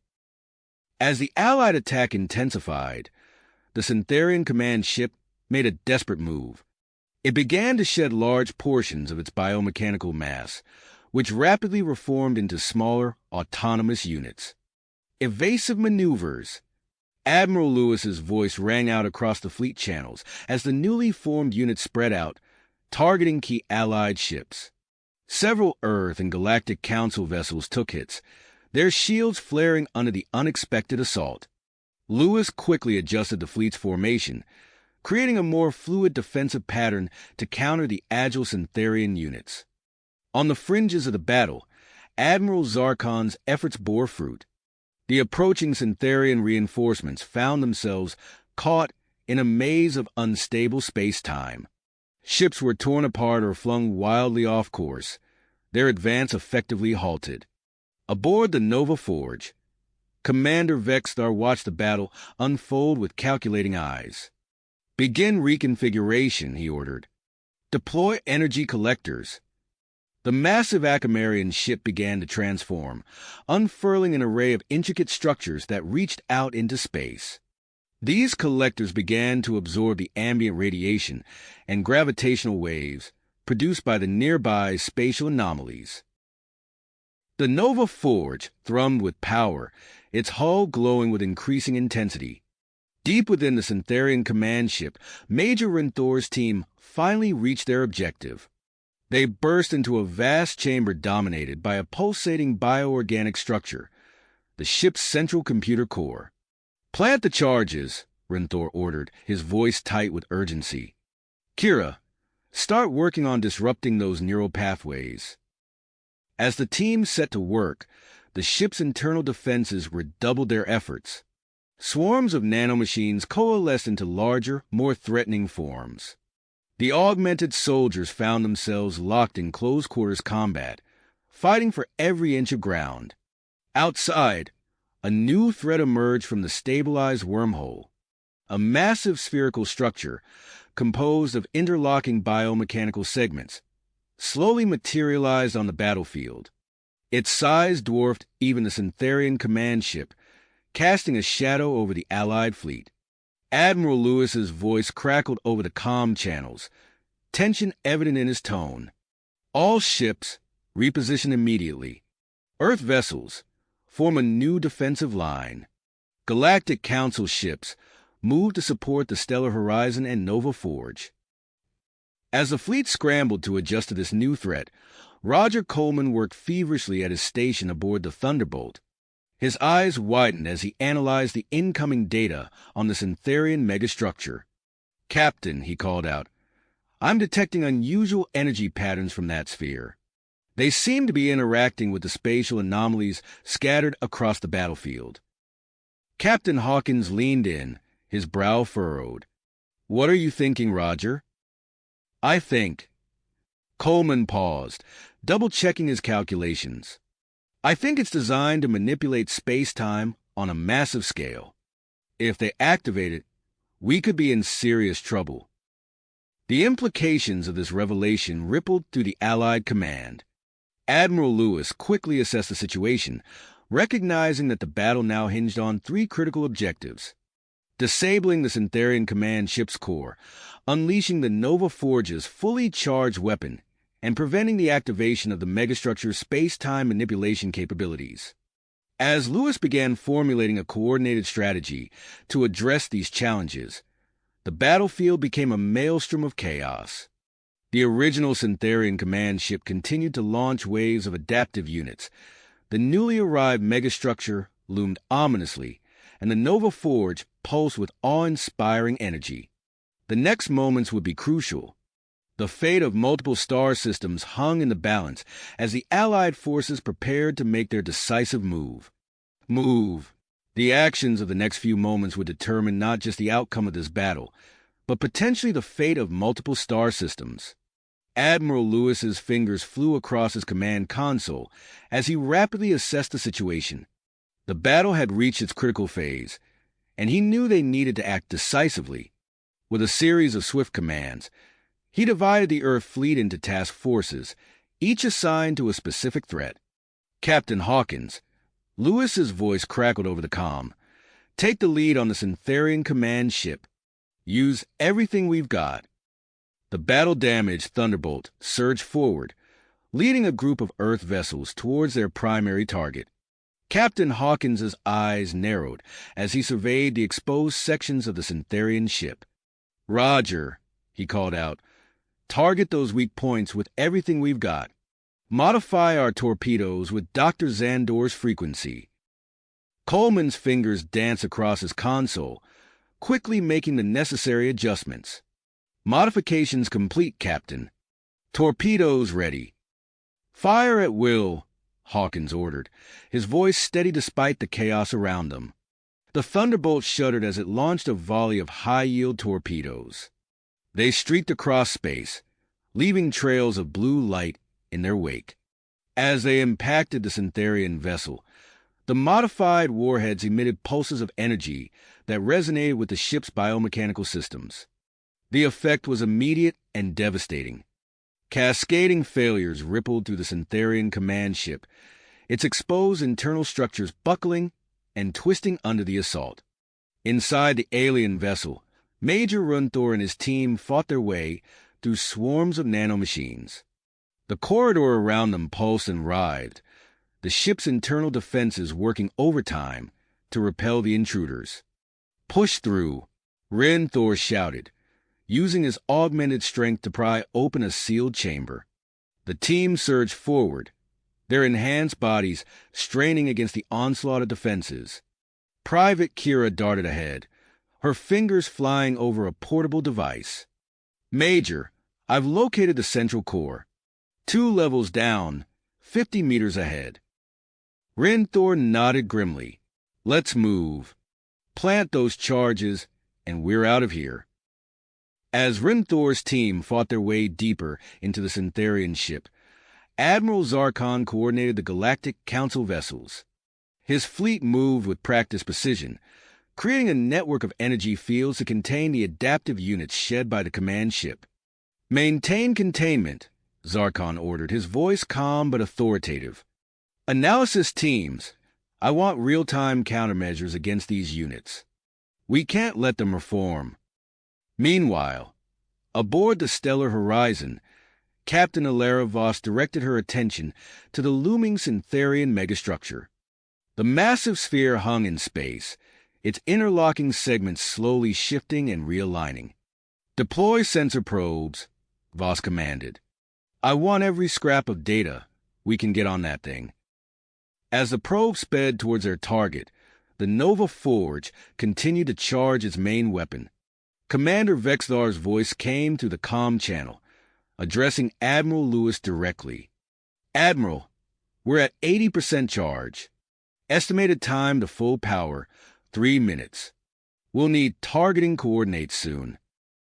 Lewis acknowledged the message, his mind racing through potential strategies.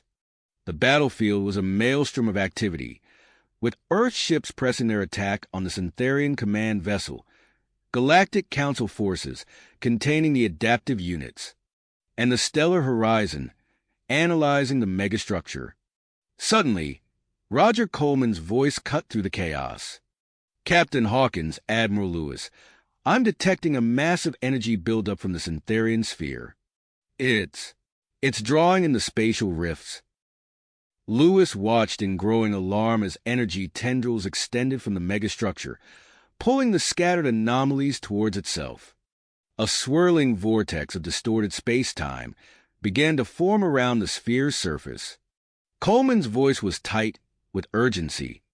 "Sir, I think they're trying to create a controlled spatial rift. If they succeed, they could transport their entire fleet, including reinforcements, to a different sector of space." Lewis's eyebrows furrowed as he processed this information. The stakes had just gotten even higher. He opened a channel to the entire Allied fleet. "All ships, this is Admiral Lewis. We have 3 primary objectives. Disable the Syntherian command ship, prevent the megastructure from completing its task, and prepare for the Nova Forge to fire its main weapon. Coordinate your efforts and stand ready for further orders." As the Allied forces moved to execute their new strategy, the Syntherian command ship launched a desperate counterattack. Beams of searing energy lanced out, targeting the Nova Forge in an attempt to disrupt its charging process. Without hesitation, several Earth and Galactic Council vessels moved to intercept, their shields flaring as they absorbed the deadly barrage. The sacrificial maneuver bought precious seconds for the Akamarian superweapon to continue its charge. Inside the Syntherian command ship, Major Runthor and his team finally reached the central bioorganic computer core. The vast chamber pulsed with an otherworldly light, neural pathways crisscrossing the walls and ceiling. "Plant the charges," Runthor ordered, his voice tight with urgency. "Kira, start disrupting those neural pathways." As the team worked feverishly to set their explosives, the ship's defenses redoubled their efforts. Swarms of nanomachines coalesced into larger, more threatening forms, forcing the augmented soldiers into close-quarters combat. Outside, the vortex around the Syntherian megastructure intensified, creating visible distortions in the fabric of space.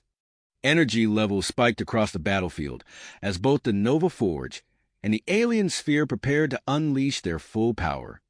Admiral Lewis's voice rang out across the Allied fleet. "This is it. All ships, create a corridor for the Nova Forge. Commander Vexthar, prepare to fire on my mark." As the Allied vessels maneuvered into position, the outcome of the battle hung in the balance. The success or failure of the next few moments would determine the fate of not just this conflict, but potentially the course of interstellar warfare for generations to come. Come. The tension on the bridge of every Allied ship was palpable as Admiral Lewis gave the order that would determine the outcome of this monumental conflict. "Commander Vexthar, fire the Nova Forge now." The Akamarian superweapon responded instantly. A blinding beam of concentrated energy erupted from the Nova Forge, cutting through the vacuum of space with terrifying speed and precision. The raw power of the weapon was evident as it streaked towards its target, the massive Syntherian megastructure. Simultaneously, deep within the bowels of the Syntherian command ship, Major Renthor's team completed their desperate mission. "Charges set," Kira called out, her voice strained from the intense combat. Renthor didn't hesitate. "Detonate." The explosions ripped through the bioorganic core of the alien vessel, sending shockwaves of destruction cascading through its systems. The command ship structure began to buckle and twist, its adaptive abilities overwhelmed by the carefully placed charges. The battlefield erupted in a spectacular display of destruction as the two assaults converged. The Nova Forge's energy beam struck the Syntherian megastructure just as it neared completion of its space-time manipulation process. The impact was cataclysmic. The delicate balance of spatial rifts surrounding the sphere destabilized in an instant. The megastructure's interlocking segments, designed to harness and control these rifts, instead began to collapse in on themselves. The sphere writhed in space, its surface twisting and shattering under the immense energy release. As the Syntherian megastructure imploded, it unleashed a massive gravitational shockwave that rippled across the battlefield. Allied ships engaged emergency thrusters and shield systems, struggling to maintain their positions in the face of this onslaught.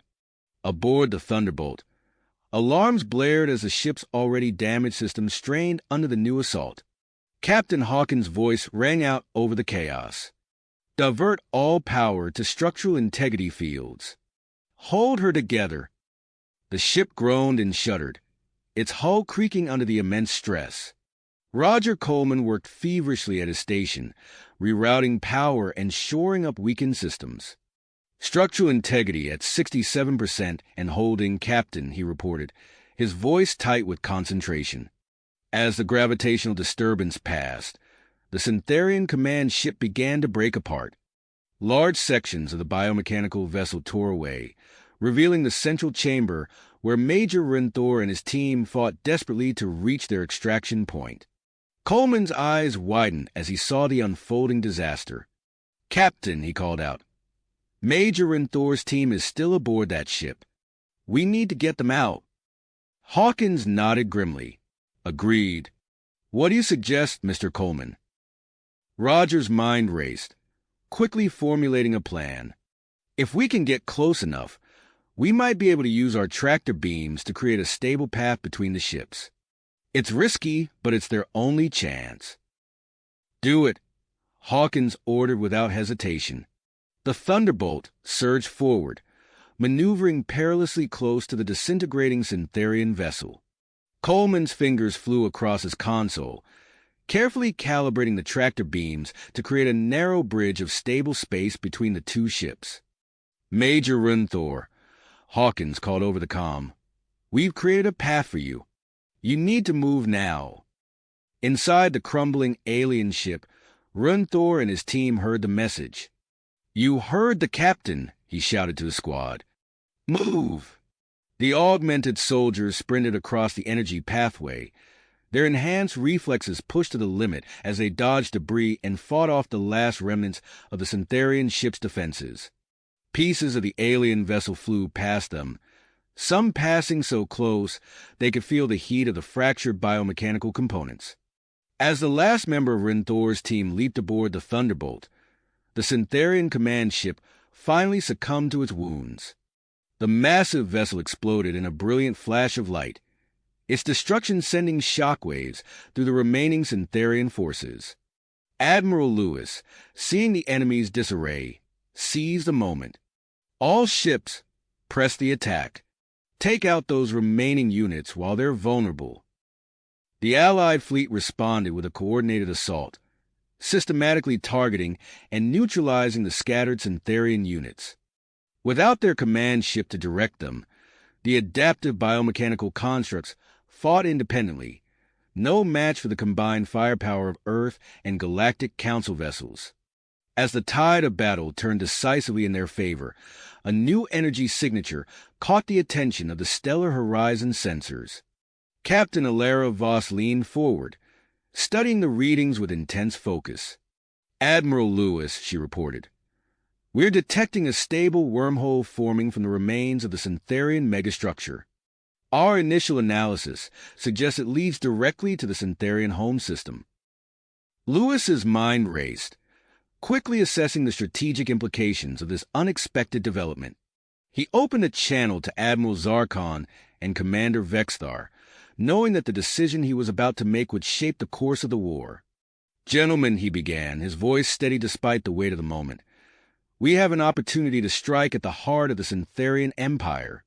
I propose we send a strike force through that wormhole and launch a preemptive attack on their homeworld." There was a moment of silence as the Allied leaders considered the audacious plan. Then, almost in unison, they voiced their agreement. "Understood, Admiral," Zarkon replied. "The Galactic Council stands ready to support this operation." Vexthar's voice followed, filled with tenacity. "The Nova Forge will lead the charge. We will end this threat once and for all." Lewis nodded, a grim smile crossing his face. "Then let's make it happen. Commander Vexthar, prepare your ship to enter the wormhole. I want our best tactical minds on this mission." He paused, then added, "Mr. Coleman, Report to the Nova Forge immediately. Your strategic insight will be crucial for this assault. As the orders went out and ships began to reposition, the battlefield transformed. The remains of the Syntherian forces were swiftly dealt with, while a portion of the Allied fleet prepared for the daring strike through the wormhole. The tide had turned, and now humanity and its allies stood poised to take the fight directly to the enemy's doorstep. You have reached the end of the story. If you enjoyed this story and want to support us, please leave a like and subscribe to our channel, and for every comment that says 88, I will heart every single one of them. Thank you for your time.